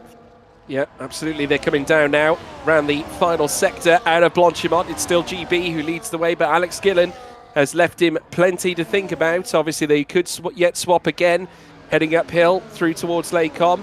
All of them at the very top end. Currently sat on medium tyres, bar Noigueira, who splits the bunch. The rest of them, big moments indeed. Big swapper for Tibet Marek, and it looks like an end plate has fallen off a car as well, and it looks like it's a Ferrari of Infratic who has lost an end plate, and just look at that. The car is pirouetting all over the place. The balance of the car has totally shifted. I tell you what, Tibet Marek was lucky to come out of that unscathed. And Infratic, once again, cannot buy a break this season in the Creator Series. He predicted it before we even started, said he was going to get damage. That's the way his season has gone, and picks it up once again. This time, it took him 15 laps, so it wasn't quite as early as some of us were predicting. Daka Vince passing Sapso, but the other RB takes the lead back from the other Aston Martin. Yeah, Daka Vince in 13th, Sapso down to 14th, as now we see Gillen lead the way, overtaking GB as we expected him to do, heading up the long Kemmel Straight. We're just waiting to see now as to whether there's been any consequence from Infratic's error. Obviously, he had the damage sustained to his wing. How much is that going to cost him through the course of this race? He's very nearly outside of the DRS window in his battle between he and Tim Etmarduk as it stands. Infratic right on the cusp of the top 10 and has now, in fact, gone out to over a second. And Tim Etmarduk managing to fight back and get to within 9/10 now of Racine Chai. Of course, two former rivals there as well, meeting again, this time at Spa-Francorchamps, and both of whom actually have won around this track. Racine Chai won here back in Season 4. Tim Etmarduk won here back in Season 2. As we now watch Fabio make his way out of Corbeil Paul Frere. And next up, a run around Blanchimont. And it looks like Big T-Mac has had an issue of his own. He's having technical issues. He's out of the session. Not good news at all, dropping down into 17th now, a long way detached at the rear of the field with the likes of Scott Taylor and Cutter Lucas cutting the beam to start lap 16. Still Gillen from GB and Lolinoba. Infratic, you feel if he's got any chance of getting back into this DRS train, going to have to use Riccio 3 effectively as a chariot in front of him to drag himself back towards the top 10. But with the front wing damage, I'm not sure he's going to be able to do it. In particular, that middle set is going to be hell on earth for him. Yeah, look how much he's lost already as well as we bid to start yet another lap. Adam Sanderson, Tim Etmarduk's teammate, currently sitting 3/10 behind Formula Krim. He has not left that lead scrap. Meraki coming back at Noiguera as well. Remember, those two came together when Noiguera made the move at the bus stop not too long ago. Well, this time Meraki instantly replies and takes the 4th place away. Oh, Adam Sanderson, he gets his first penalty of the race. That's 3 seconds going against his name. And that will be a massive consequence should the deltas remain as they are, because if it does, he'll fall behind his teammate at the very least. And the crucial thing is, everybody else in this lead train, nobody has got 2 warnings or more. Everyone's either on 1, and a few still have none, almost 50% into this race. So that's not good news for Adam Sanderson. Still a long way to go. He's going to have to be very, very careful. Treat this race like he's treading on eggshells. Certainly will. Noiguera, of course, is someone who won't have to worry necessarily about things like that, though he has had his moments in the past where it comes to penalties and damage implications, but he'll be glad that he's not the Ferrari that has unfortunately suffered it. We will move across, though, to Alex Heron. Give it to us, Alex. What's new? Well, I have got the clip of what happened with Infratic, and I honestly don't think this is on Infratic, to be honest with you. As you can see, Ben loses the rear end, and the slightest of touches give Infratic a bit of damage. We want to watch it from Ben's perspective very quickly. You can see he goes into the corner, loses the rear end, just catches it, but it causes Infratic problems. For once, it's not on Infratic here. That is extraordinary. Alex Heron, thank you for that. I must say, no, it's not on Fabio this time. Maybe a little bit on Tim Etmarduk, but he just lost the car, didn't he? Yeah, and we spoke about it. We referenced it a little bit earlier on. How difficult is it going to be when Tim Etmarduk's pushing very hard, putting the power down on that new equipment? And we saw making a little bit of a blunder didn't cost him. In fact, it cost the driver that was directly behind him. Flip-flopping, continuing out in front. Alex Gillen is going to get the lead back from GB, and Lolinoba very, very happy just to sit in behind, play the spectators' game, keep himself in a fantastic position, considering he's now on 17 lap-old medium tyres. Yeah, truly extraordinary there. Gillen now leads the way, GB down to 2nd, Lolinoba in 3rd. We have team radio here from Adam Sanderson. Ah, that was so silly. And yes, it was indeed. It's cost you majorly, Mr. Sanderson. He now currently sits in 7th place, just ahead of Formula Kai. But that 3-second time penalty negates that altogether. He will drop down the order should it stay like this. And I'm interested looking at the progress of Tim Etmarduk. He is still struggling just to cling on to the coattails of that group of 9 in front. Hasn't got that gap back down to sort of 6/10 of a second. Maybe as everybody gets bottled up through this middle section, we might be able to close up a little bit, but not making any real inroads is Infratic. It goes from bad to worse, picking up a 3-second penalty, going to lose in 1 place if it stays as is, but it is not going to stay as is, I can assure you of that. Racine Chai very close to the back of Formula Kai. He did actually have a look a couple of laps ago around the outside of the Les Combes chicane, ran a little bit deep. These two have got previous a couple of weeks ago in Monaco. That could be an interesting little tussle, bit of a slugfest between them. Yeah, incredible race here so far for Rasin Chai. He started 19th on the grid. He's now up into 9th place, gaining 10 places. Of course, that does weigh up a little light in comparison to Formula Karim's ability so far, because he's gone from 18th all the way up to 5th place and is now trying to challenge. And a little moment there, it would seem. I think that might be a little bit of a technical glitch that has come into play as we now ride on board here with Lolinova. Alex Gillen just having a little moment, it would seem. Nothing too drastic or nothing certainly too risque at this stage. Doesn't want there to be either, because now he's going to try and challenge GB in towards Lecom to take the lead of the race. Alex Gillen in front once more, as once again we see a swap between the top two. Lolinova watching that all unfold as well, and Formula Kai dancing past Adam Sanderson and Rasin Chai, as we now watch as Timothy Marek falls down to 10th. Adam Sanderson now in 9th spot, so the two Mercedes manacled together. A very shrewd move from Rasin Chai to follow Formula Kai through and managing to both displace Adam Sanderson coming through Malmedy. 100%. Thought it was Tim McMurdoch taking that trip into the gravel, but once again, Adam Sanderson leaking a couple of places and now could be falling out of the DRS range because that gap is extending all the time. Formula Cream manages to dispose of Nogueira a couple of laps ago as well. He moves into the top 5 for the first time. Adam Sanderson recharged his battery. Got to be careful through this section. Can't lose that time. Got to stick in the DRS train. We saw what it's like once you dropped out of that 1 second window. I think Tim McMurdoch will be chomping at the bit to get past his teammate now. I would imagine he'll probably have a little word on the radio and say, hello Adam, please let us through. He needs to try and stay with Rasin Chai. Can't afford to let the rest of the group go because he's on that soft tyre, and they are aging tyres as well. He's got 10 laps on this tyre, 11 laps as they cross the timing line the next time around. So I'm sure there will be some kind of conversation between the two Mercedes drivers for the betterment of the team. And at this stage, Sanderson has fallen off just ever so slightly after that little error, and bear in mind he does have that penalty. And crucially, Formula Kai, who is leading that, has now become a peloton behind the leading 6, is out of DRS range and isn't going to be getting it down the Kemmel Straight. So that's going to hinder Rasin Chai and the two Mercedes, Riccio 3 likewise as well. The lead is going to change hands once more. Nogueira might have lost DRS off the back of Formula Cream, and he has, so that's going to bring the Ferrari back towards that group behind. And it's going to be a quintet now battling out in front. 2 seconds the gap between Rasin and Formula Cream, who are battling is Rasin Chai versus Nogueira, and Rasin has got through. 2 seconds they're going to have to build up. That's going to be a difficult ask. Yeah, especially considering the circumstances. Obviously, the others will have DRS further up. Karim's going to have DRS on the back of Meraki, so it does allow them to sort of hold back the tide of Rasin Chai right now. Timothy Marek finally getting past his teammates as well, and thankfully for him, he does retain the DRS on Formula Kai as well, so he's lost absolutely nothing in this fight, but he does need to try and encourage Rasin Chai to close up to the back of Formula Karim to give them a chance, because at the moment, as far as Timothy Marek's concerned, he loses out in the strategy battle. And Rasin, you would imagine, will be wanting Tim McMurdoch to make his way through this train, because Nogueira doesn't seem to have the pace at the moment for Rasin to be able to work with to get back towards that leading group of 5. The gap stabilising, still hovering around 2 seconds. They're making no inroads in the middle sector, so this could be crucial. This could be the race changing dramatically with this leading group of 5 pulling away, potentially creating an even bigger gap if we see more battles going on between this chasing pack. Yeah, here comes Tim McMurdoch now with a very nice move down the inside, coming through bus stop, but Formula Kai defends very strongly indeed, and that nearly invites Tim McMurdoch's teammate Adam Sanderson to come in on the fight, and now he's going to try again here on Kai. Kai has no answer. Far too much pace for that Mercedes. Very deep from Adam Sanderson, who very nearly kisses the back of his teammate, but both Mercedes brush past the kick Sauber, and Tim McMurdoch now up into 8th with every chance, and he's only 6.5 tenths away from Nogueira, who's out in front of him, but Adam Sanderson is on his tail as well, as we now ride on board with Riccio 3. He wants a piece of Kai as well, as they now fly through in towards Lecom. The Williams ascends to match the Mercedes. 8th for now for Benjamin Daly, and 9th for Adam Sanderson. Ricky joins them in P10.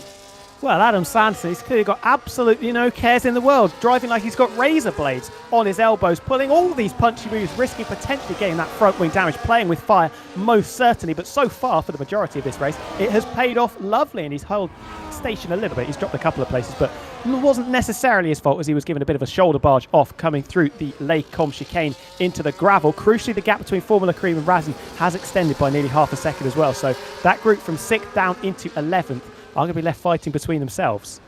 Yep, they certainly will, and obviously that's going to be a very it's going to be very interesting to see how that plays out, because obviously there are methods strategically where they can fight their way back into the race. If you're that guy Vince, you're currently 3.3 now away from Kai, and you need to try and pull something out of the back. Just look at Tim and Marduk. Really risen to the occasion now. 7th place as he now wipes the floor with Noiguera coming through Blanchimont, and look at Sanderson as well carrying the pace. The two Mercedes now have a chance here to work together.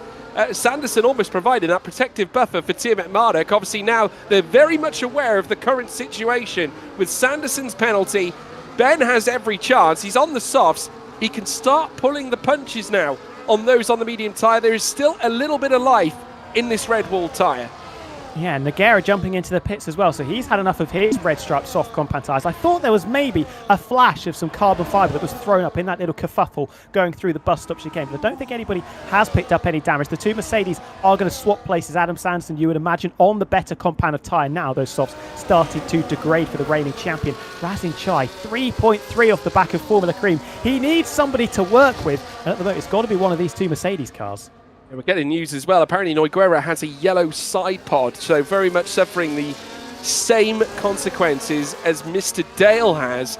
Obviously, remember Dale having a red side pod, so he's really struggling with his aero right now, and but is doing tremendously well. Even with it, he's only a second behind Scott Taylor as it stands, and he currently sits 5.7 clear of Lucas as well, who currently sits in 17th at this moment in time. But as we now watch them here on lap 21 of 44. Next lap will be the halfway point here in this Belgian Grand Prix. It's GB68 still out in front. Alex Gillen in second, Lolinoba in third, and we could yet see those on the softs contemplating pit stops in the not too distant future. We have to talk more about Lolinoba, surely, though. This has been an exceptional, outstanding first 50% of this race. Let's not forget, he's yet to stop. He's on considerably older tyres than everybody else. 7 laps is a decent chunk, especially on the F1 game where the tyre wear is a little bit more than you would see in real life. So doing an outstanding job is the former F2 champion. Has come under really no pressure at all from the drivers behind. Meraki hasn't thrown any punches towards the Haas. Neither has Formula Cream since he's drove up to the back of that leading group of 4, making it a leading group of 5. He's doing an exceptional job. Yeah, lap 22 of 44. They're now peeling off and heading uphill on the Kemmel Straight. As now we watch Lolinoba looking to come and join the front two. Here comes now Alex Gillen once again to take the race lead away from GB68. You can just see in the background as well, Meraki making up a portion of this, as is Formula Cream. Big T-Mac has retired, it would seem. And looks like he's going through the menus. No crash, no incident. The yellow flags are out, but that McLaren is alive and well. But Big T-Mac has unfortunately left the session. So that is our second retirement of this Belgian Grand Prix. Yeah, and I think that's been a few laps coming with the connection issues that Repire McLaren car has been suffering. No safety car, no sign of a virtual safety car either, so we will retain the status quo and continue as we were with Gillen leading GB and Lolinoba out in front. Anyone we need to keep our eyes on, Infratic, with that front wing damage, has really tumbled through the field. Now 8 seconds off the back of that guy Vince, and over 10 seconds off the back of the group that he was with about 5 or 6 laps ago. Mike Stachios dropped it into turn number 1. There's the safety car, almost like I brought it out myself. For the second time, we are going to see Bert Mylander coming out of the pits. And that's our second debutant that is taking an early shower. And that has come just at the right time. If your name is Tiamat Marduk, 14 laps on the softs, I'd imagine he'll look to come in here on this lap. Let's see if the others correspond as well. Bear in mind, though, those that are on the mediums haven't done a huge amount of work on them. But Gillen is coming in. So's GB. So we'll get an instant response. Obviously, they need to cut off Benjamin Daly's strategy, because this works out perfectly for him. He's on 14-lap-old softs, needs to come in and get those changed, I'm sure. And now as they make their way through, and yes, he have to double stack. Benjamin Daly's going to have to double stack. That's going to hurt Tom.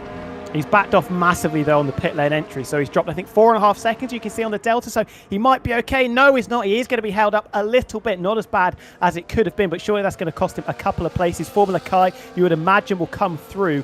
Formula Kareem ahead of Formula Kai. Adam Sanson, has he picked up a place on Formula Kareem? I think he might have done. Yeah, I think he has. Noiguera coming up across the line as well. And he is, in fact, stayed out, I think, on his compounded tyre. He's got 2 laps applied from them on them already. So for him, he made a stop only 2 or so laps ago. But unfortunately, he is well and truly outside of that lead fight. So he has a lot of work to do. He'll come out just behind Tiamat Marduk as they form up behind the safety car. We're going to move across now to Alex Heron, the man with a plan. Tell us about it, Alex. Well, I thought we'd start off with what caused this safety car. Unfortunately, it was by one of our debutants, Mike Stachio, and unfortunately, he may have a beautiful moustache, but he's slightly trimmed it too much there into that first corner as he's taken off his front right tyre and it's caused a safety car.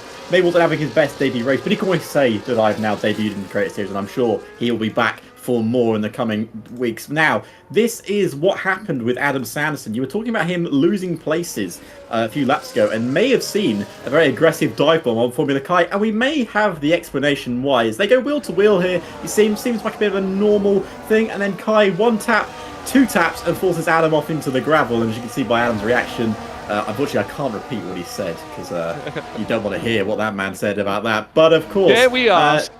He wasn't going to take it lying down. As you may have seen, he went for quite the dive bomb into turn one. As you can see, he goes for it, and unfortunately does pick up maybe slight body damage there. But by the way, that Mercedes has been going through the field. It is not really affected in this afternoon. Of course, did have to double stack with Ben, but he was the lead Mercedes. So let's see how that plays out for him. I've got a few more clips to go through very quickly. This is where Nogueira pulled off a lovely move before. He picked off his damage. He was going wheel to wheel with Meraki.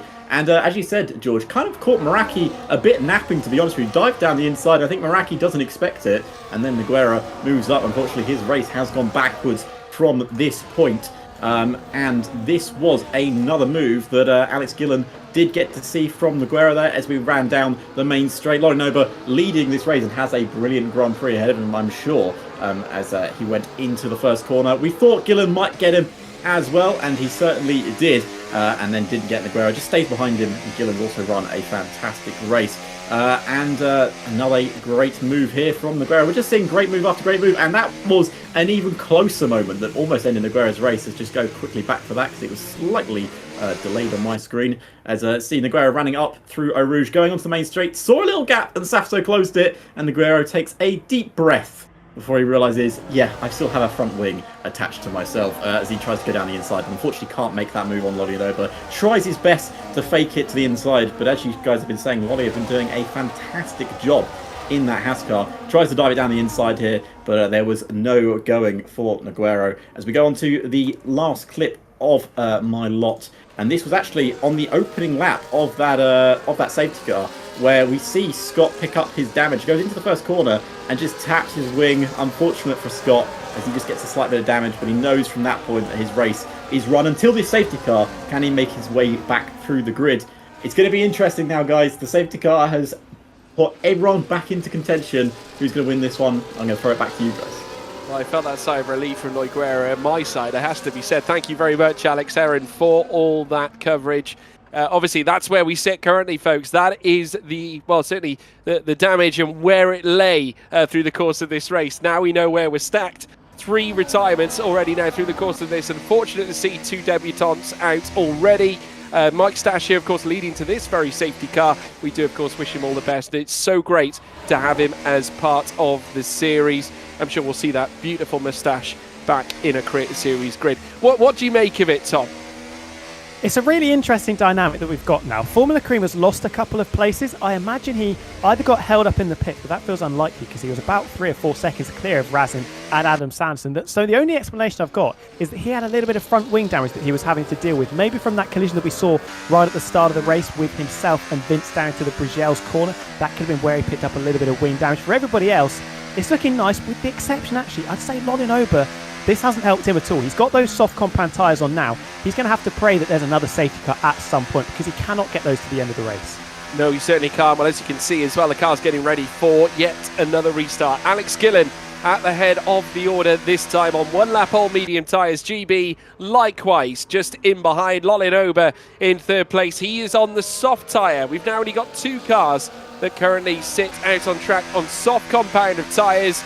We have got further back as well. Remember, Meraki just waiting in the wings. He's in 4th place. Several former winners make up this top 10 as we now watch them make their way through the bus stop chicane, and Alex Gillen on the escape coming out of turn 19 will put pedal to the metal for the third time in this race now, and the RB will send it down in towards turn 1 with GB68 just waiting in the wings in second. He'll have his chance, I'm sure, coming up through Rouge and Radion with Lolin Ober down in third as well, with Meraki down in fourth. Racing Chai getting a lovely getaway, as did Adam Sanderson, who, remember, has that 3-second time penalty as they now climb up over the hill out of Eau Rouge and Radion. Through the Kemmel straight now come GB68, an instant response now as he looks to take the race lead on the run in towards Lecom, and Aston Martin ascends again and takes the rest of the field through this first sector as they begin sector 2.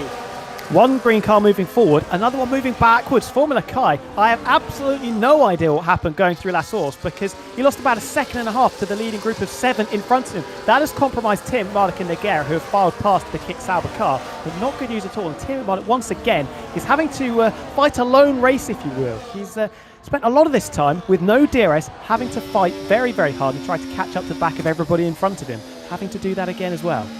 Ben has really had to dig deep in this race, once again outside of the DRS window. Luckily for him, it hasn't actually activated yet after the safety car, so if he can use his battery, manage his battery, and bring himself back to within a second of Formula Krim, it does give him an opportunity when, of course, the DRS is reactivated again after the safety car. Of course, the one bit of respite he does have is that Nogueira does have a little bit of damage, and at the same time he was outside a second, but he's just crept back inwards now, and Ben has forfeited more time. I mean, is he struggling out there? What's going on, Tom? It's a really weird one. Maybe he's got a little bit of damage, bodywork damage that we aren't particularly aware of. Ricky 03 around the outside. Formula Kai does dive off into the pits. He must have picked up damage there going into La Source corner and created a big bottleneck that has really hampered everybody else in the group behind. Tim Marduk has managed to gain, and he's retired Formula Kai there, so he has had enough of that, and after starting from P5, he is the 4th retiree. Tim Marduk has closed back up to that group, so maybe he got a little bit of help from his teammate, not quite sure on that one, but considering he was 1.7 back, he's now only 6/10 away.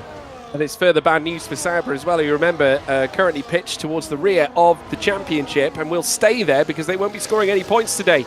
As now we see GB covering off the assault that Alex Gillen put in place on the run up through towards Lecom. Lolin Ober also fancied his chance, but look at this, the top 3 now over a second clear of Meraki down in 4th. Tim Marduk now managed to rein in the gap. It's now 4/10 between he and Formula Karim. He has come back from absolutely nowhere and has granted himself back into DRS position so he can challenge all those ahead. A great chance here for the former champ. And he has his eyes set on his main championship rival. They started from 18th and 19th on the grid, currently holding 7th and 8th now with Adam Sanderson in the system. Mercedes just up the road with that 3-second penalty. Let's not forget, and look, he's almost pushing that Papaya McLaren as Kareem a little bit wide over the curves, going through the campus complex, recharging that battery as well, coming up towards Stabilo corner. This is an opportunity for Ben. He's smelling blood. Yeah, he's got a great chance here now, and Formula Karim's going to be his next victim. These two currently level on points in the championship. But Tim Marduk, should they finish like this, will retake that championship lead, you think? Obviously, figuratively, out on circuit right now. But don't forget Alex Gillen, who will, I would imagine, stamp his authority to the lead of the championship should he remain like this. He's currently scoring a lot more points than Tibet Marduk and Formula Karim right now, which will advance his course. Fastest lap now going the way of Ricky 03 as they now come out of turn 1 once more as they begin yet another lap. This time lap 27 of 44. Flying uphill this time. It's GB68 who still leads the way, but for how much longer on this very lap as they fly now uphill once again with a trip through Lecom impending. They've got Kemmel now right in front of them. DRS here working for Alex Gillen, who now has a look up the inside, and late in the day, heading up the straight, moves up into the lead of the race, and GB in between Lolin Ober and Gillen now as they look to dice over the top 3 places. Meraki bringing himself back into that 1 second gap now. He's only 8 to 9 tenths away and also still has a great chance. This race is wide open as it stands with the 2 Mercedes still working together. Sanderson, I will say it, despite the penalty, driving impeccably out there. Looking very, very strong, Adam Sanderson, and could be getting a lovely haul of points to help push Mercedes Constructors' Championship charge, though with GB up there for Aston Martin and Alex Gillen scoring big for RB as well, might be to no avail. Formula Cream seems to be struggling a little bit as well. clinging onto the coattails of the two silver arrows, but he has, you can just see there, dropped out of the 1 second window. So that could be the next championship leader at the moment, struggling to keep himself in this lead battle and maybe doing a safety car dance later in the Grand Prix, hovering just under a second now. Exactly 1 second. We've got a yellow flag. Somebody has dropped it. Is it Haas going slowly? Potentially one of the Alpines. I think it might be Cutter Lucas, who's had a bit of a whoopsie going through Stabilo corner, detached from the back of the pack. Yeah, baptism of fire for the newbies here this time around. Just want to say as well, Teammate Marduk going to work. He was purple in that middle sector in the course of that last lap. Let's see if whether it does translate to a fastest lap of the race. There you have it, 1:44.318 for Benjamin Daly. So that's a personal best that he's managed to mark down on this race, and he's starting to pick up the fray now. He's still only half a second away from his very own teammate. So very much in this race equation, and he's on the same tyres as everybody. If you look at the top end of things, everyone is on the same tyres as now once more GB comes together. Lolin Ober looking to enter his name into the fold, and Gillen drops down 2 places this time. GB takes the lead, but Lolin Ober entering his name into this lead equation as the 2 Ferraris go wheel to wheel coming through Les Combes, and Fabio keeping Noiguera in behind. Here comes now that guy Vince. He moves into 10th. A wonderful moment, very nearly close to curtains for the Ferrari lineup, and that guy Vince splits the difference with a bit of mean green Aston Martin to mix. He is now into the top 10. And they're catching Formula Cream hand over fist. I wonder if that McLaren is just missing his front left end plate there. I just potentially spotted it. Yes, you can see it there right at the bottom of the screen. No front left end plate for Formula Cream, so he must have picked that up somewhere since the safety car restart. That's going to be debilitating for the championship leader. Really, really struggling. That could be a race ruiner. It could be. At the end of the day, you need everything around Spa, especially with the versatile, well, I shouldn't say versatile, the wide plethora range of corners that we have. Teammate Marduk now jumping past his Mercedes teammate Adam Sanderson, and he's now only 6/10 away from Meraki. Do you remember what happened the last time we saw Teammate Marduk and Meraki dice around Spa-Francorchamps? It was a title finale. It went the way of Meraki last time. The history between these two at this very circuit. And of course, we're venturing up towards the very portion of hill where that title was essentially decided as the Red Bull and the Mercedes come together with 2 very unlikely drivers behind them as well. As I said, a title was fought here. Now a place will be fought here in this classification as we watch GB and Lolin Ober flying uphill this time. Aston Martin and Haas dicing out again. Sapso rejoins the session after leaving it just earlier on as they now come through Les Combes. It's still GB who holds his own, but Teammate Marduk now starting to move and join these top 5 runners in a battle for point supremacy in this championship. And that little bit of history could be repeating itself, maybe more likely than we imagine, because the 3 drivers involved in that collision in season number 4, Teammate Marduk Meraki and Tom Biener, who was driving an Alpine, and who is ahead of that pair? It is Razin Chai in an Alpine car. Now, I don't want to talk about, superstitions and anything, but that does look quite suspect. Well, what's extraordinary as well in all of this is that the top, 4 out of the top 6 that we've currently got in our classification are former race winners around this circuit. Extraordinary, isn't it, folks? Alex Gillen, a former race winner. Razin Chai, a former race winner around here, as well as Meraki, as well as Teammate Marduk. We've got them all now looking to pull punches. Well, they won't be pulling punches, I should say, here coming around the latter sector on lap 29 of 44. Very soon to start. Lap 30 and 14 laps will remain as now wheel to wheel between Teammate Marduk and Meraki again. Coming through bus stop. Teammate Marduk now moves up into 5th place. The former title rivals going back to season 4. Now usher in here this time in season 9 with Teammate Marduk now into 5th. And chasing after former champion Razin Chai. It's a tale of 4 champions so far. They're currently sitting in P3, 4, 5 and 6 in this classification here at Spa as they now fly up through Eau Rouge and Radion. GB still out in front. Back comes Lolin Ober, who's going to look to try and take the race lead away this time. The former F2 champion fitted to become an F1 race winner, and you never know, if it stays like this, he could become one. Lolin Ober leads now here at Spa-Francorchamps.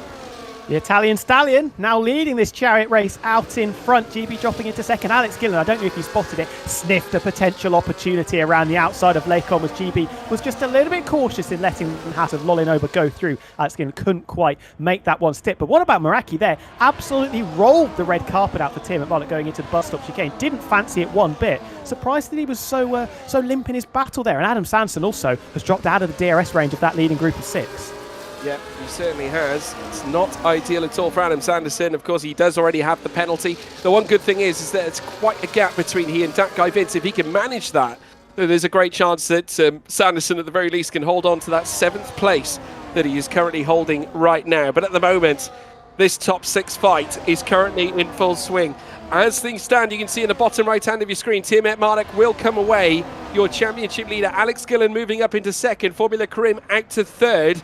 Meraki 4th, GB68 in 5th. So just look at this, the top 5 in the championship, all in this top 6 battle.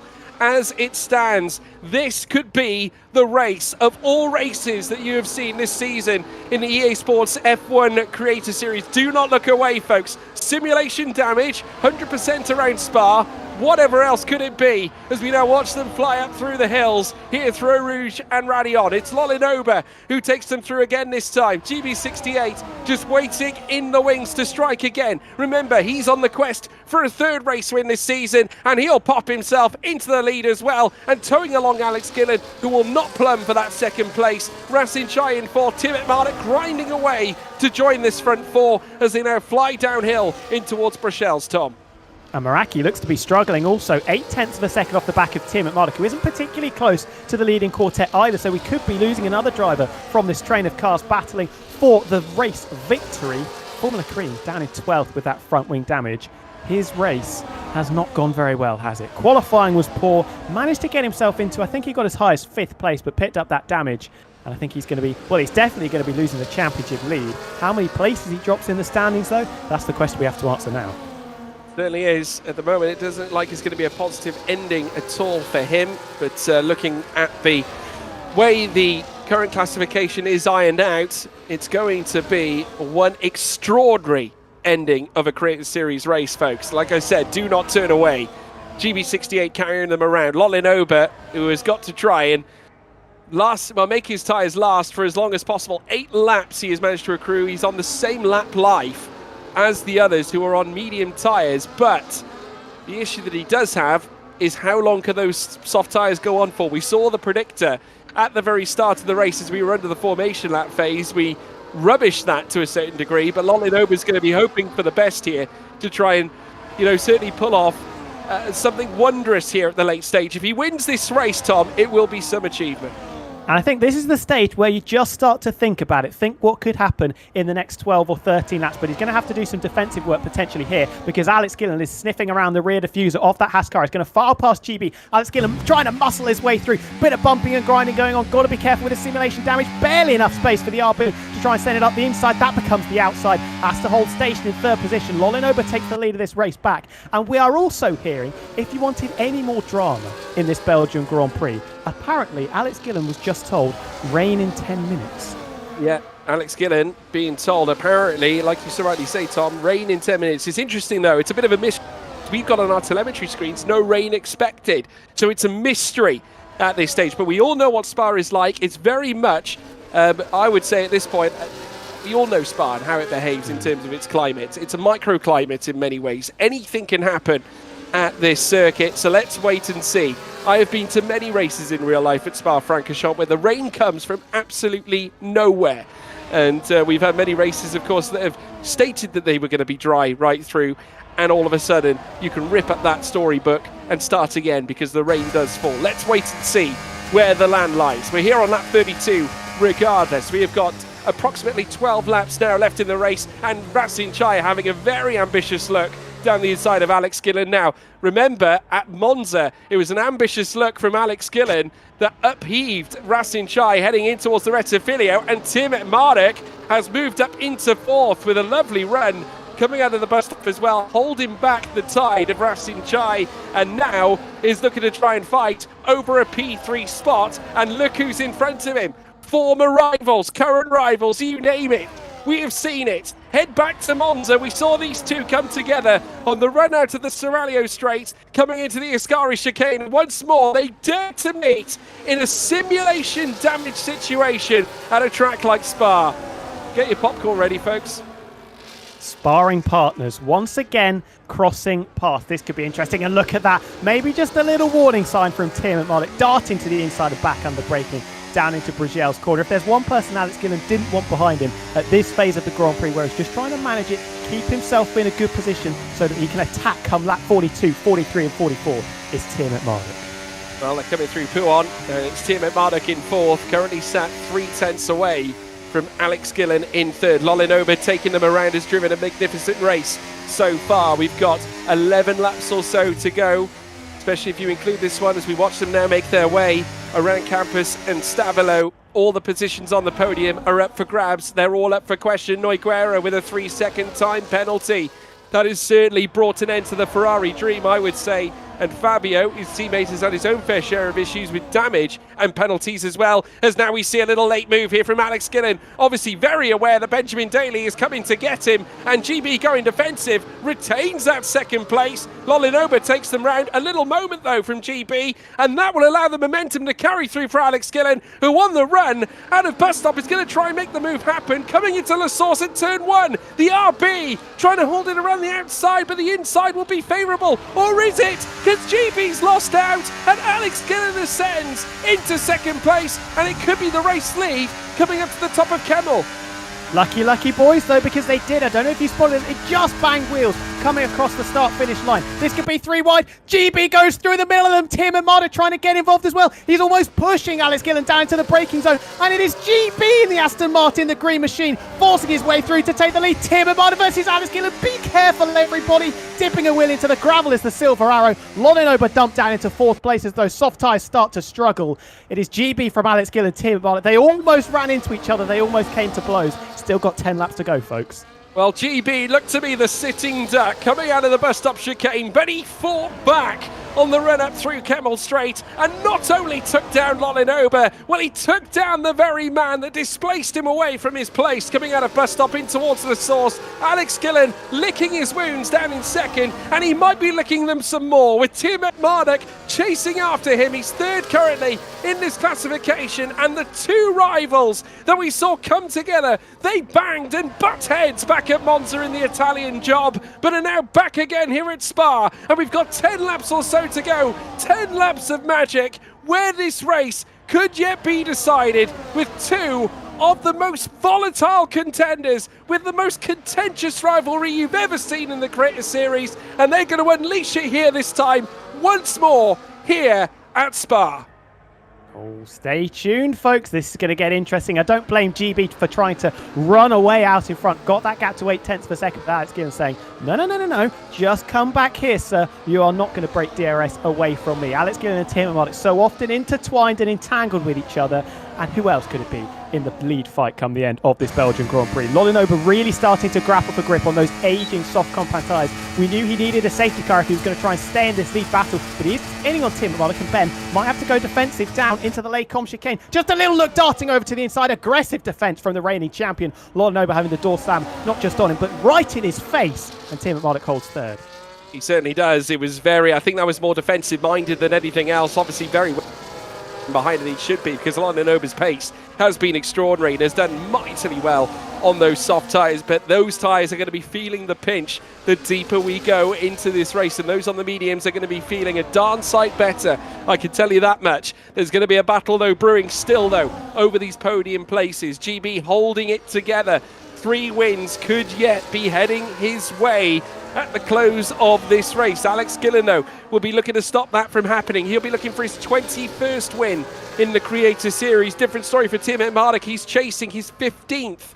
Of course, looking to try and close up in terms of number of wins against his long-term rival, Alex Gillen. Racing Chai saying that was a late move from Ben. It was to a certain degree, but obviously that's the defensive nature of life in the Creator Series sometimes. Of course, we've seen many, I would argue, worse than that in prior rounds, that's for sure. I mean, Hayden Gullis was the recipient of one, I believe, with F1 Alex only a couple of weeks ago back at Monaco, as we now watch them head down through towards turn one again. It's GB68 out in front, nearly 4/10 clear of Alex Gillen, but that will be wiped off very shortly as they now look to dance uphill through towards Eau Rouge and rally on. Well, there's a little bit of respite for Alex Gillen. Tim McMurdoch 6/10 off the back of the Season 2 champion of Ben. Maybe having to deal with the Haas and the Alpine once again, coming very, very quickly from behind. Here comes Rasenchai into the slipstream. DRS opening up. The lead, I think, is going to change hands. Alex Gillen closing all the time to the back of the Aston Martin. No, it is not. Everybody electing to stay in formation. Better than look up the inside. Did you see that there? Little bit of carbon fibre confetti. He does have front wing damage. The front left end plate is gone. It was a late move up the inside from the reigning champion, but they've come to blows, and this time Tim McMurdoch, I think he was a little bit of a lazy look up the inside, and he has paid the price, and it's a heavy one. And that front end downforce is going to be compromised to a certain degree. He's going to lose some vital pace around this Belgian circuit. Not to say that he hasn't been in this position before. We head back and look back at Kota, where of course he did sustain front end damage, but it was the grip on the tyres that saved him that day. He won't have that arsenal in his pocket here this time at Spa, because he's going to be on the same tyre life as everybody else on medium tyres, and he is now currently fodder for Lolin Ober in behind, who despite being on the softs is going to be in a far better position in terms of sheer aerodynamic stability than what Tim McMurdoch is right now. Lap 36 of 44, lap 37 coming up very shortly. Tim McMurdoch still has the pace, and he's still closing up to Alex Gillen. I would dare say he's not out of this yet.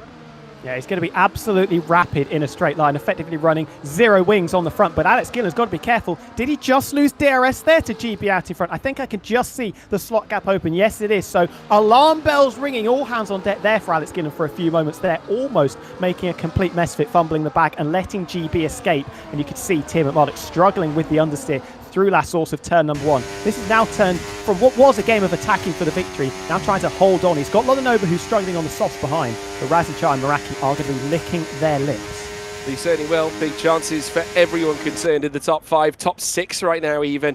They've all cleared Adam Sanderson, who's 5.8 seconds behind now from those further up. GB driving brilliantly, but of course remember, he doesn't want to hold this lead on the final lap, because remember, the power of the slipstream, the power of the DRS, it's going to be wide open for Alex Gillen to land a blow in this late stage. But will it be Gillen making that final attack? We'll have to wait and see, because of course there's a queue of cars all the way down to P6 with a great chance, and all of them pretty much on equal terms, bar of course Lolin Ober in terms of the tyre compound that he is on. There is Meraki in the bottom right, pensive as always. He knows how to win round. He knows how to win round this particular circuit. He's been there. He's done it. He won a title here many seasons ago, season 4. Let's see whether he can muster that same ability and strength once again, this time in season 9.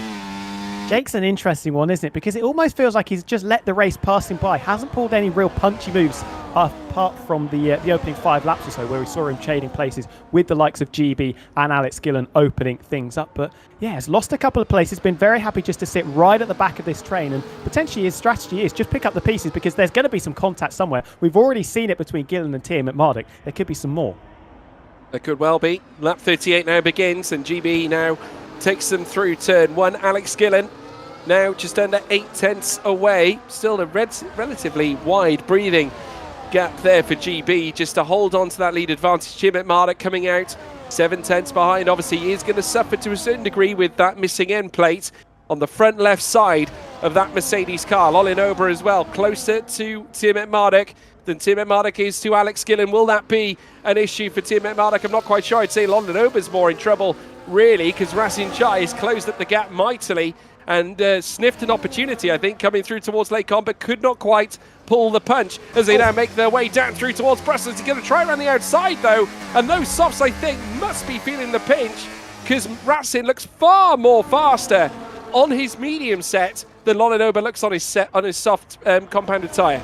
Looking very, very sketchy for Tim McMurdoch and Lolin Ober. Ben struggling through the Lake Com chicane. Lolin Ober struggling with those rear tyres, in particular trying to put the power down. Was robust, let's say, in his defence there between himself and Rasenchai in the battle for 4th and 5th. If Rasen can get past this Haas car, I would fancy him to not just get onto the podium, but potentially challenge GB and Alex Gillen out in front.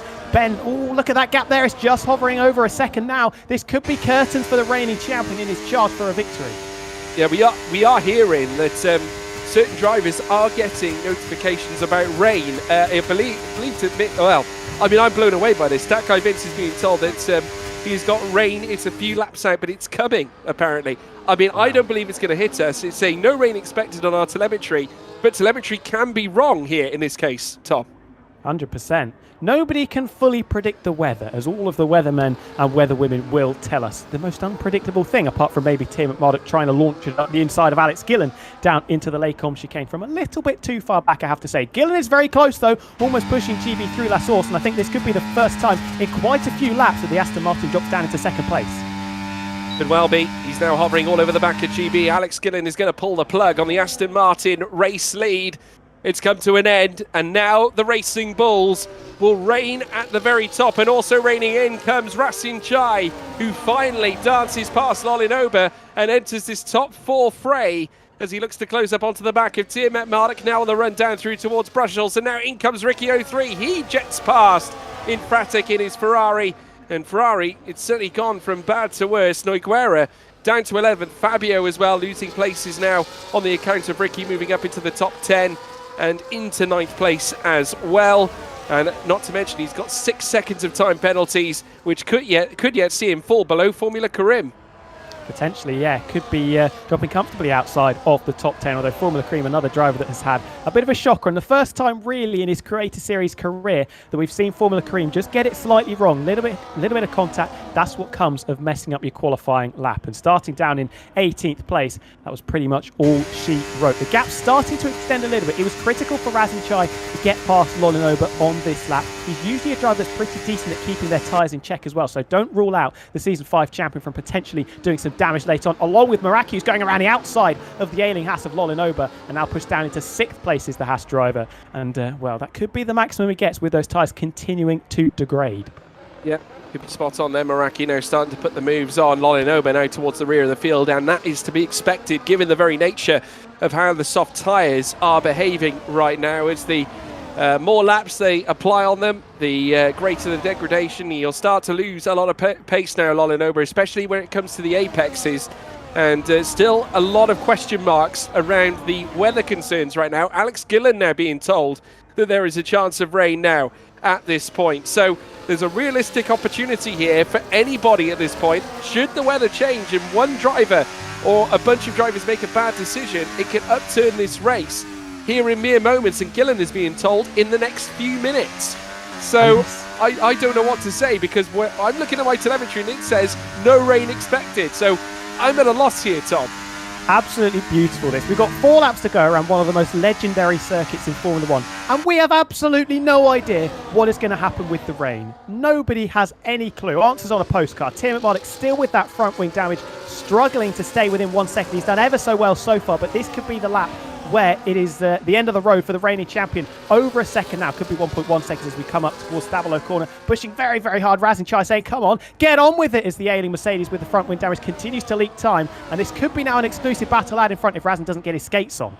He's got no choice. He's got to pass Tiamat Marnik. He can't remain behind the wonder from down under much longer, because Ben is outside the DRS window by over a second. If Razin stays behind, then it will cost him later in the next lap or so, and will leave essentially the victory on a plate here for Alex Gillen and GB as they now run across the line this time. We're running on board with Racing Chai as we now briefly watch them make their way down through towards turn 1. There is Tiamat Marnik. Remember the end plate missing on that front left as we just saw it, coasting through turn 1, and now on the escape.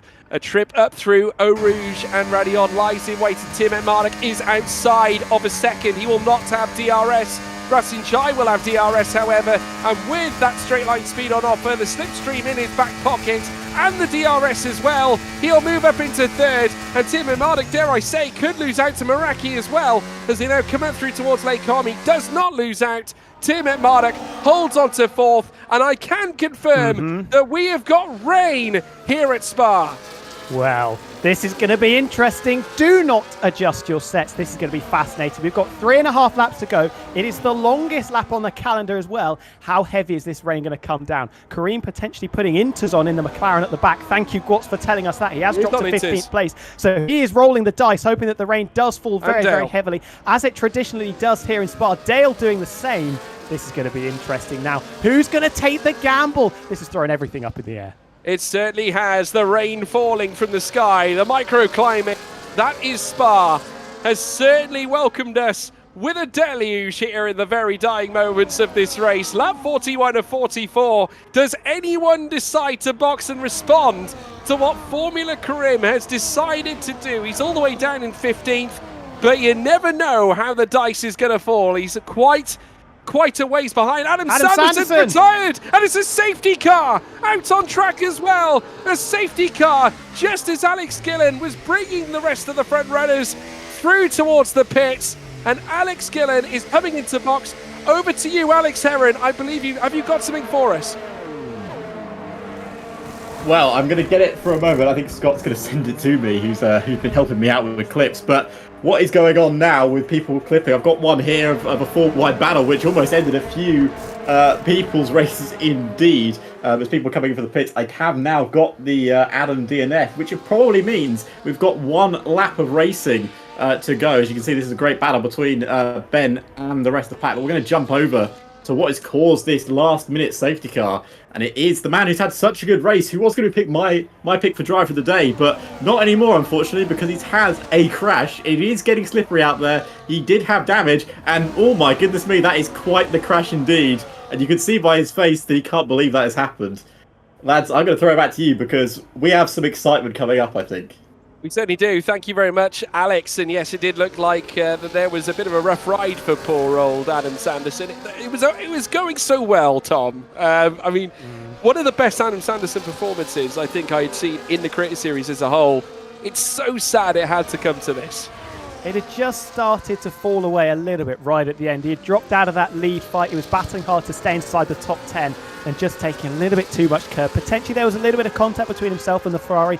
Not 100% sure on that one, but ending up face first and taking a nibble out of the barrier, let's say. And I have to say as well, that safety car has potentially ruined a little bit of the climax that we were heading towards, because everybody has now taken the safe option of putting on the intermediates. It's going to be a sprint to the finish. Tim McMurdoch, I think, has probably fixed that front wing damage as well, so he's back in the game, kind of. It hurts Formula Kareem and Dale as well, who came in the lap before. And it looks like most likely it's going to be Gillen versus GB. Yeah, but there's an element of risk here, isn't there, Tom? Yeah. I mean, I'd imagine if your drivers that are coming in, you might decide, well, this might be my one big chance to really, capitalise on a extraordinary situation. I mean, none of us knew what to expect coming into the final moments. As far as you and I were concerned, the timing screen was saying no rain expected. Safety car coming in this lap. So we are going to get more than just one lap. We're going to have 2 laps of racing here at this point. So that's good news to a certain degree. Alex Gillen is essentially going to be the front runner. Answers on a postcard, everybody. I want to see all of you in the live chat. Let us know who your selections are. Tom, care to give us your scoop? Oh, I'm backing Alex Gillen from this position. He is a shrewd operator. He knows how to win races. I think he's going to add another one to the tally. He'll be determined as well with how this season's gone. Yeah, we'll wait and see. Let us know in the chat as to who you're supporting, folks. That's what the chat's for. Charles coming out saying Ben. We have got Grogger saying, here we go, Gillen restart. Keep that chat buzzing, everybody. We're going to be in for a treat. Last 2 laps are going to be extraordinary. Stay tuned in. Popcorn in hand. Gillen, GB, Racing Jai, Meraki. We have got former winners currently stacked in this top 3. Gillen and Racing Jai are former winners. Meraki also a former winner as well. So you've got 4 in certainly 3 out of the top 4 are race winners around here historically. GB looking to be a winner around here for the first time and also make it 3 wins in the Creator Series in what would be an incredible season for him. His last win coming back at the Temple of Speed at Monza, but we're going to put pedal to the metal anyway for the 4th time in this race now, and Alex Gillen sending it around turn 1 once again. GB following him through a very orderly restart, at least for the time being. Intermediate tyres on the cars this time around as we fly up through Eau Rouge and Radion. Gillen leads the way for the back, GB as well, just inside 0.3 of a second, and getting a lovely run as well uphill as they look to now coast up through towards Les Combes. Here comes GB now, an instant reply as they go wheel to wheel. GB leads the way here on the penultimate lap of the race, and now Alex Gillen forced to remain in behind. He's going to try again as they make a little bit of contact coming through Malmedy and down towards Bruxelles. GB goes defensive, Gillen around the outside. Sensational stuff, wheel to wheel, they're going to stay, but GB with the Tiger line forces Gillen back. The Aston Martin remains in front. Nothing I can do. That almost sounds like he's admitting defeat there, Alex Gillen. Very un-Alex Gillen thing to do. And enter Razin Chai as well. Gillen looking very slow on the brakes there, coming into Poo on corner, the double left-hander. Meraki a little bit further off the back of him, under pressure from the Haas. The former F2 champion of Lolinoba, Tim McMonagh sniffing around there as well. Formula Cream picking up a couple of places. Sasso actually got a drive-through penalty under the safety car that he has had to take. So he has consigned himself to 15th and last place. Alex Gillen, little look up the inside of GB. Couldn't quite manage it. Yeah, he said there's nothing he can do, but bear in mind we've still got another lap after this one, and arguably you could say that he is in the best position possible. That with GB currently sat in front, there is going to be that slipstream that is going to be oh so beneficial to Alex Gillen's race should he pull the plug on this GB lead very early on into the next lap. Let's wait and see. They're coming through the bus stop now once again. Though we've got to remember, Razin Chai very much part of this. Race winner back in Season 4. And of course, Meraki, who currently sits in 4th, race winner here in Season 1. As we now watch them head through towards Turn 1 once again. Tim McMonagh to move up ahead of Lolinoba, but Lolinoba fighting back on the run coming out of La Source once again through Turn 1. All the cars now as we venture on to the final of the race, they're moving uphill. Eau Rouge and Radion. GB, is he a sitting duck? That's the big question. Alex Gillen is going to try and hunt him down. Enter as well, Razin Chai, who could yet make it a 3-wide situation. Here comes Chai. Yes, he's going to move past Gillen. Is he going to try GB? No. Gillen fighting back, goes off track ever so slightly, but Razin Chai curtails the attack and holds on to second. Well, that probably tells you a little bit about the wings that Alex Gillen is running. He was a sitting duck on the straight there. It was Razin Chai with the double slipstream helping himself around the outside. Still getting involved, this Tim McMonagh drifting his way on the exit of Bruxelles as he tries to force his way past Meraki. These two have got history. Remember here at Spa back in season number 4, the title deciding collision down the Kemmel straight. The Mercedes can't quite get through at the moment, but there is still a long way to go on this lap. It was that Season 4 contact that gifted Meraki that World Championship win back in Season 4 as well. Razin Chai, of course, went on to win that race that season as we now watch them head through, and he could yet be a winner again this time as well. But first and foremost, needs to dispose of GB68, and we could yet see a sprint for the race win heading through Blanchimont section as they come out of Corbeil-Paul Frere. It is GB who leads the way. Alex Gillen now dumping all of the battery for this final sector here around Spa this time around. A 3-car scrap now in offer as Chai now looks to the outside, GB to the inside, defending the place as they now look to go wheel to wheel. GB covers it off, goes late into the apex as they now exit out of the final corner. It's GB68, surely he takes his 3rd win in the Creator Series, his first around Spa. Razin Chai has taken 2nd, Alex Gillen in 3rd, and Tim McMonagh has grinded it out for 4th place here in this Spa-Francorchamps race. Staunchly defended into the bus stop from GB, held that inside line perfectly, showed Razin Chai the door, and he almost slipped back down into 3rd place. You could see them tussling, Alex Gillen and Razin Chai coming out of the bus stop, a little bit of bumping and grinding, wheel banging between the pair of them, and in the end, a 1/3 of a tenth separating the Alpine and the RB. But it is a 3rd career win for GB as he makes his title aspirations clear, and Safso, as we said previously, the coolest driver in F1 Creator Series, finishes like a champion in the pit lane. I must say, I hope he's got the aviators on for that one. He, of course, finishing 15th and in the pits. Tim McMonagh, the game gives him driver of the day. I mean, I'm personally going to give him driver of the day as well. I think after starting 19th on the grid and fighting his way up to 4th, that is an extraordinary drive from Tim McMonagh.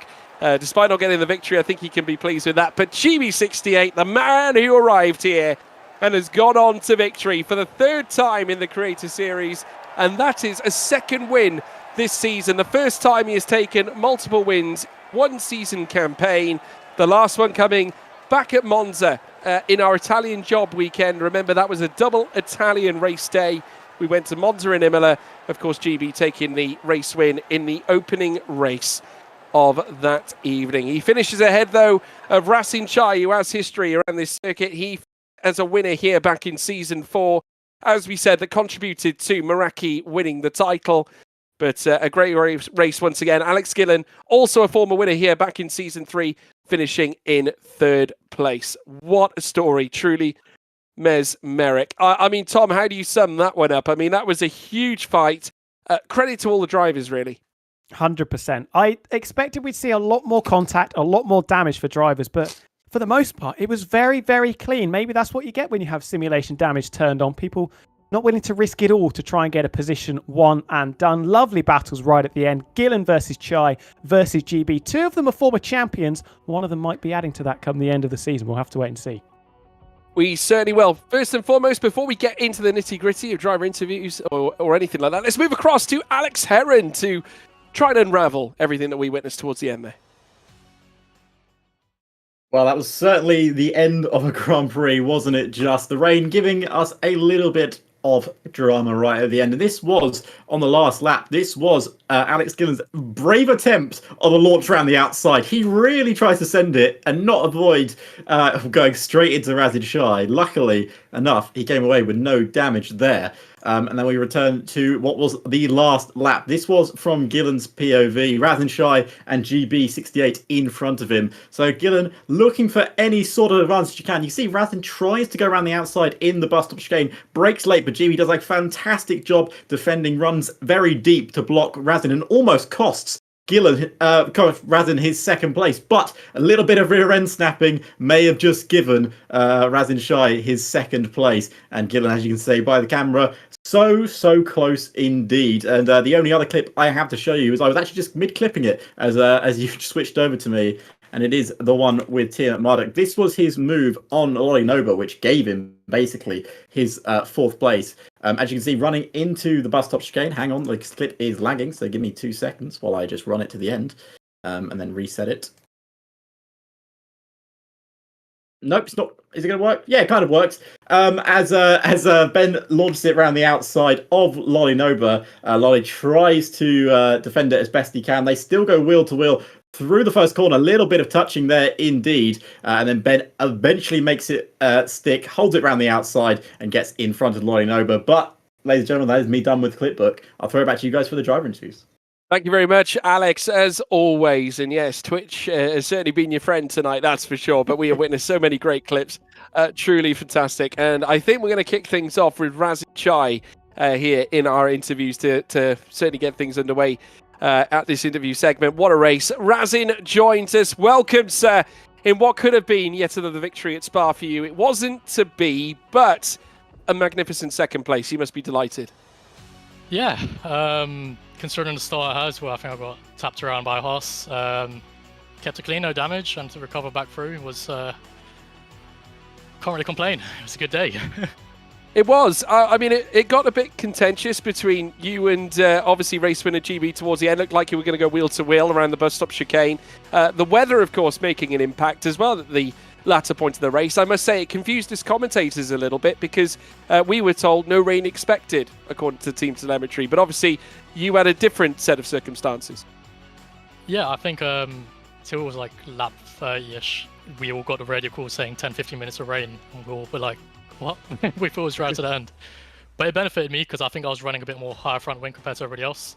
Hence why I was able to pull off the move on Alex and I think almost line up against GB. Unfortunately, at the end, GB did outbrake me to bus stop. And then, yeah, I mean, door was shot at me, but I mean, I wasn't alongside at that point anymore, so it's fair game. I really was wishing for the inside of bus stop, but GB had enough battery to go alongside of me and hold it, so not much could be done there, fortunately. Still chasing that first race win of the season, but that's 3 second places you've had this campaign, so there is an element of consistency there. Yeah, yes. I feel like a few of the races this season I haven't gone my well. I haven't gone my way, quite a lot of them where I've had the pace. But a few of them have, like today. Even though the start, like I said, I dropped from P7 all the way down to like P15, P14. To come back through the field to finish P2 was, a great recovery. So, yeah, consistency's there. Let's just keep it up throughout the season and see how it goes, pretty much. Tom, have you got a question for Mr. Chai as well? I think it's just, how do you keep your head? Because you spoke about losing places at the start, and was there ever a point where you're going, oh no, here we go again? Because I think you got disconnected as well in the DRS train and then had absolutely nobody to work with because Nogueira's tyres were done and the two Mercedes were busy squabbling amongst themselves. Were you able to keep your head the whole way through that? Yeah, I mean, so I know there was like a bit of battling in front, and I saw Nogueira disappear on the straight, and he was like 2 seconds behind, and I was like, I don't know what's happened. So it was a bit hard because I clearly had the pace amongst everybody else. I think Adam was the best person to work with in that case, but he was trying to keep Ben in DRS. Do I think we would have catched? Probably not, because it's a 2-man versus a 5-man train. But luckily, safety car came out, perfect timing, reset the race. And I think my main goal after that was, once I saw we build a gap after that safety car restart, just to chill, hold back, let the carnage kick off, let people get wind damage in front of me. Very much chilled. I think me and Jake had a very much similar approach there at the end. But when the final one came, obviously for the rain, I knew it was just full guns blazing. Had to keep over the front two because I had amazing pace today and take it when I could get. And yeah, very much happy with P2. It's an astonishing job there, Razin. Obviously, huge points for the championship, and it's not over yet by any means. And we look forward to seeing you for the next one. Thank you very much, guys. Nice one. Razin Chai, everybody, finishing second in tonight's race. As I said before, his third second-place finish through the course of this season. Prior ones coming in Austria and also at the fan vote that we had last time. Incidentally, no, it was his second, actually. Of course, the standings are being updated whilst I'm looking at it, and it's currently updated second on our screen. So that's his second P2. So sorry, Razin, you've only got 2 of them. Sorry to say that. Next up, we have GB68, who's going to be joining us now in this commentary box, where we will talk to him about a third, well, I was about to say a third race win, but it's only, well, it is his third race win in the Creator Series, but his second this season. GB68, massive congratulations, a huge result for you. Cheers, George. Yeah, I was buzzing with that one. I think definitely had to work hard for it. I really didn't want the safety car at the end. My chat was even joking, saying, I'll just wait for the safety car, it's going to happen. It would have been a good fight regardless with Alex. But yeah, it was. I can't complain with that. I don't really think I did much wrong in that race. Just really tried to manage the train at the front without kind of dropping off too much. I felt at the start we were kind of just all conserving too much battery, and I was getting quite frustrated because it was bringing others into play behind. But I think once myself and Alex kind of got out in front, those gaps started getting a little bit bigger in the train, and it kind of allowed us to manage it. So yeah, it was good.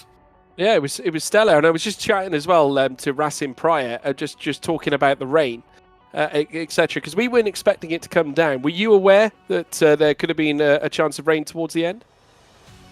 Not until my chat said. I was kind of just I don't know. I was like a zombie, just staring into my screen, locked in, I guess. And then yeah, someone was like, "Oh, check weather," and I was like, "Wait, really?" And then it started getting grey. You could see it coming in.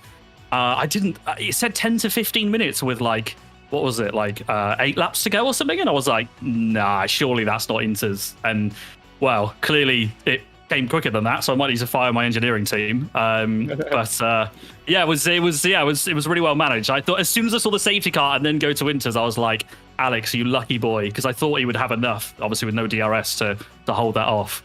But yeah, I managed to kind of nail that safety car restart, fortunately. Yeah, Axel Benedetto is not your engineer by any chance, is he? I'll tell him you said that, mate. Tom, have you got one for GB as well? I'm digging myself a hole. Yeah, I have to ask about the championship. I think you're only 11 points off the top now. Are you feeling confident? You're on a really good run. There's 3 podiums in a row, 2 wins, 2 third places in 5 starts. You must be feeling $1 million at the moment. Yeah, definitely. I mean, it's the same last season. I feel confident every race. Every race last season as well, the mindset was fight for wins. It's the classic attendance, I say every time. But I know I'm missing one more race in the season. That's it. So I guess we'll see. Well, hopefully that's it. Touch wood.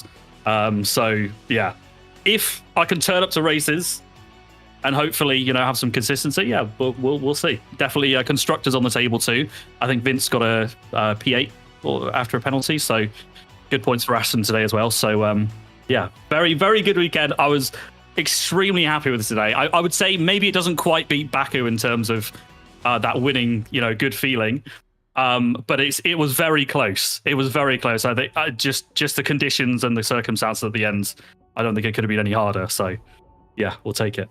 Yeah, superb result, GB, and obviously a huge, significant result for the championship as well, whether it be drivers or constructors. It means we're still going to be in amongst a huge championship fight, much like F1 esports in many ways. So we're looking forward to seeing how this plays out. Well done, mate. Well, mate, if it could be anything like esports, if Aston could win both, that'd be great. Terrific. God, that could be huge. Cheers, guys. Congratulations, GB. Cheers, GB. Race winner guys. at Spa-Francorchamps, everybody. What a character and an immense human being. And I must say, he's absolutely right. Whilst it's not necessarily as significant as the Baku race victory that he had, which of course was his debut win, his maiden victory, I should say, not his debut, his maiden victory. It's still huge in terms of, that development, I suppose, that confidence booster. He could essentially now go into the next few races saying, I can do this, and there's a chance that he could become a Creator Series champion. 100%. I think it's a statement victory more than anything, because he's managed to beat out what is probably the toughest cookie to crack in Alex Gillen in the Creator Series, and he's done that very, very nice. Second win of the season. He is the form driver, 3 podiums in a row, 2/3 and a win. I mean, it's all looking very, very good for GB at the moment. If you can keep that consistency going, because Alex Gillen, barring what happened in Monza in the first race, the Italian job, has also been very consistent.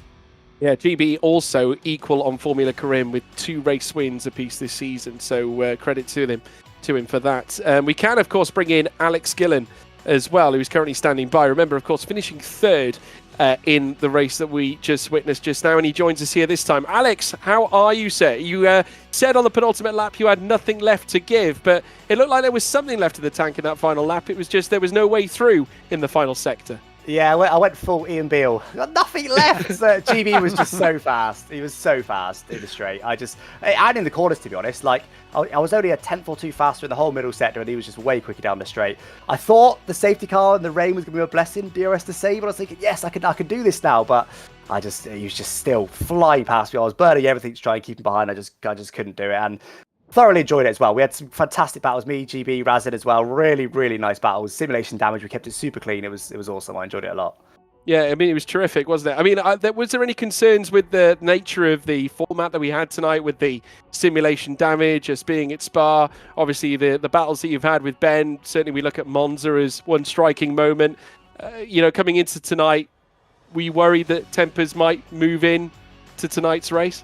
No, honestly, I've been calling for sim damage for ages. I don't think it will stay, but I just calms people down a little bit. It stops. I mean, look, Monza turn 1, people didn't like my move. I wouldn't have gone for that with sim damage. There's no way. That's 100% guaranteed wing loss, 100% guaranteed more positions losing than you're gaining. So it forces people to be a bit smarter with battling. Whereas when the damage is on low, like we normally have it on, I think it's standard or reduced, it allows you to go for more moves, which, yeah, to some extent is exciting, but also it allows much clumsier driving. You have to be so careful, especially when you're side-by-side in corners, because it's not just about the front wing, of course. You can also get some floor damage, so you've got to be super careful when you're squeezing somebody. You're trying to hold the position, but you don't want to squeeze them too much. You want to be, obviously, fair, but also don't want to get that floor damage. It just forces everyone to be super clean and super mindful about what they're doing on a track, and I really think it improves the race, and I thoroughly enjoyed all the battles I had today. It was awesome. Yeah, I think I agree with you on that. We saw plenty of them. Tom, have you got a question for Alex as well? I mean, spot on. I agree with that as well. Some of the race we saw was brilliant. Even though you didn't necessarily get the outright result that you were going for, how much satisfaction do you take from the performance? Because from the outset, it looked like you didn't really put a foot wrong, even though you only came home in 3rd. Yeah, honestly, it was a really good race for me. Both my performance and also the things that happened on track, like, safety cars and stuff. I think they come out twice when I was leading. That worked quite nicely. Being wet at the end gave me a chance at least to beat GB. Without that, he was... I don't think there's much I could have done, but in the end, there wasn't anything anyway. I'm happy. Obviously, I think P2 was definitely achievable, especially with the drag to the line, but couldn't quite get it. Razin was super smart in his defending. P2 should have been on, but realistically, GB was the deserving winner today, so I'm happy with the podium. It's good. It could have been a lot worse with sim damage, that's for sure. It certainly could have been. Well, it was a tremendous result nonetheless. Big points as well. The championship is still ever so tight, which is what the fans love to see. Alex, well done. Cheers, guys. See ya. Cheers, Alex. Alex Gillen, everybody, of course, ever the competitor here in the Creator Series. And that concludes our driver interviews here tonight as well. I mean, what a phenomenal podium battle it was. Credit to GB68 on taking a tremendous victory. Again, this opens doors for the championship, Tom. We're coming in now. We're essentially at the halfway point, I would say.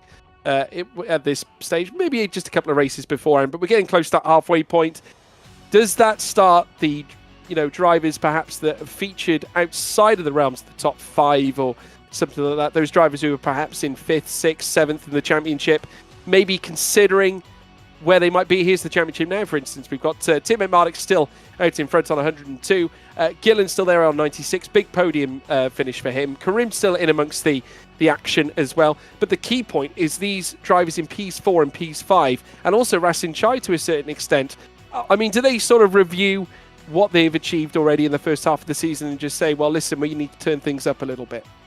I think everybody that's in the championship fight will be very satisfied. Formula Cream, I think, will see this potentially as a missed opportunity. The first real off day that we've seen so far this season. He's had some bad luck, Kota being the main one, but I think he came home in P7 or P8, so a little bit disappointing, but I'm sure he'll bounce back very strongly. I would say it is a 6-car scrap. I know Rasin Chai is, 25 points away, but that can go down to 10 points in the flick of a switch. If he has one good day, Tim Mardick and Alex Gillen come to blows, for example, which is potentially very, very likely, still a long way to go, as you said.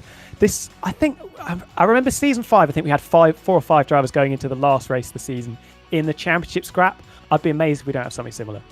Yeah, and we've got some mystery races lined up as well over the next 3, so anything can happen, really, as we make our way through the course of the championship. Here's how the teams stack, and after that huge win for GB, it's massive for the teams as well. Aston Martin now taking the lead of the championship in the team standings here in Season 9, with Racing Bulls now moved down to 2nd and are 13 points behind our current leaders. Mercedes up into 3rd, some really consistent point scoring. Credit to Tim Mardick, despite the issues with the front wing, managing to fight his way into 4th, which was absolutely massive. McLaren in 4th, Alpine in 5th, Red Bull in 6th, Haas in 7th, Ferrari in 8th, Williams down in 9th, and Sauber, disaster day for them, with both cars retiring right before the end of the race. Simply not ideal. They remain on 19 points. They've got a huge recovery mission on their hands. We're going to bring back Alex Heron in for this as well. Just some comments from you as well, Alex, in terms of how that race came about as well, especially the finish, the weather changing. How significant is this GB result as well? Yeah, I think it's massive for GB indeed. I mean, I was here for his first win in Baku a couple of races ago, and of course his second win in Italy as well. I mean, he seems to be on a charge of, he's gone from someone that was kind of a bit of a joke for not winning a Grand Prix. Now he can't stop winning Grand Prix at the moment. So, he's a contender. He's a contender indeed. And I mean, if anyone's got a chance of championship, he's got the momentum right now to keep it going. And the rain kept it challenging as well for a lot of those drivers. I think a lot of them were happy that safety car came out, because I would have been very interested to see what the weather would have affected those on the dry tyres. But that's the way motorsport goes sometimes. And we go on to the next round.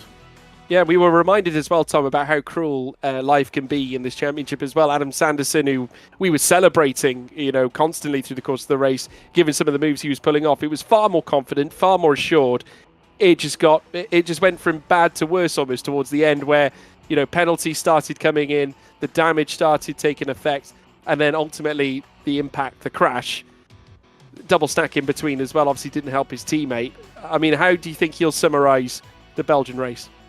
I think he should be very positive, and I'd be disappointed if he wasn't, because the pace, especially in the first half of that race, he was the quicker Mercedes car. I don't think that's a controversial thing to say. I think Tim Mardick, once he got into the groove a little bit more, once he got himself up towards the leaders, looked much more comfortable in battle. But Adam Sanderson should take a lot from this race. I think there are other drivers that should do the same. Ricciardo 3 battled very, very hard. He was in the wars a little bit, but came through to finish. I think it was P7 in the end. And you said Adam was potentially your driver of the day. I think you might have said Ben. I've got to put down Lolinoba. I mean, I think he was P6 in the end, but the pace compared to everybody else on old tyres, outstanding. That's the only words that I can bring out. I'm not going to name names, but someone robbed Lolinoba's driver of the day once. I think from I must have given it from the Italian job. I'm blaming Rasin Chai for this. Yeah, it was his fault. He robbed Lolinoba. Yeah, we'll give him, I think, a customary driver of the day. I think just for that. I mean, I'll ask you guys your opinions on this. I mean, I'll start with you, Alex. Who's your driver of the day? Yeah, well, I think as Tom was saying, it would have been Adam, but unfortunately that crash did not help his case in that sense. But yeah, I think Lorinoba, I think the two great shouts for it. Obviously, GB is a great shout, winning the race once again. I think Ben, to be honest with you, came from, 19th to 4th. Yeah, I mean, he had a great race indeed, but as Tom said, he had a very slow start indeed, and needed some safety cars to come back into it. But yeah, I think Lorinoba, especially that second stint on those, well, actually the first stint on those tyres, actually, the only stint he majorly did was incredible. So yeah, Lorinoba would be my driver today. Yeah, Lolinoba, you get justice, sir. As there we are. Tom Wilkinson has fought for you, and you shall receive. So there we go. Looking ahead, we got some fascinating come up. I alluded to the fact we've got the mystery GPs coming up. We do have a trip to Australia coming up as well very soon as well. We'll take you through the calendar. In fact, here it is. We go on March 1st to a mystery round for round 6. And then just after that, we've got another mystery round on March 8. We don't get back to known Grand Prix until March 15th, where we meet Albert Park in Australia, and then China for round 9 on March 22nd. April 5th is when we go to Suzuka for round 10. And we have got Bahrain as well, round 11, April 12th. Round 12 at Jeddah on April 19th. And then we've got the Mystery GP on April 26th to close out the season on round 13, which will include a sprint race. A couple of double headers featured in with that as well. Bahrain is double header, full qualifying as well for Japan, sprint race for China. We do, of course, have a double header of sorts coming up as well for round 6, if I'm not mistaken. We've got 2 races to bring you on March 1st. So you don't want to miss that. You're going to get plenty of action through the course of round 6 with some reverse grid action as well. We love reverse grids, Tom. 100%. Throws an extra spanner in the works. We had a little bit of a sign of what it can be like. We had Team at Marduk and Formula Cream starting from 18th and 19th position. Found it difficult to make their way through. And if we have sim damage in the future, then it might be even harder. And a chance for Hayden Gullis as well, Alex. Yeah, it certainly is. I mean, I was literally just thinking that I was going to mention it, that Hayden may finally get another pole position, obviously with his reverse driving. So we'll see what happens there. Yeah, and he would count those as well. He certainly would. Disgraceful. It is disgraceful, disgusting. What isn't disgusting, though, folks, is you lot. Big thank you for tuning in and watching along with us for the show. Do check out, if you haven't done so already, at F1 Creator Series on Twitter, Instagram, and TikTok. And if you've been watching on YouTube, please make sure you leave a like and also subscribe to the channel. If you've been tuned in with us on Twitch as well, please leave a follow down below to stay up to date with all the streams when they go live. We also have a Discord server as well that you can get involved in. We have a special fan zone where you guys can hang out and talk out all things Creator Series. Now, if you enjoyed us beautiful lots as well, you can check us out too. Alex Heron, I'm going to kick off with you. Where can they find you, sir? Well, you can find me on basically any social media platform at DefLink10. I'd also like to give thanks to one of the people in production behind Mr. Scotty, who's been helping me grab all the clips for Clipbook today. So thank you, Scott, for that. It's very helpful, as Clipbook can be quite stressful, especially in a race like that. But yeah, if you want to check me out, anything, it's at DefLink10 on Twitter or X, Twitch, Instagram, all of that good stuff.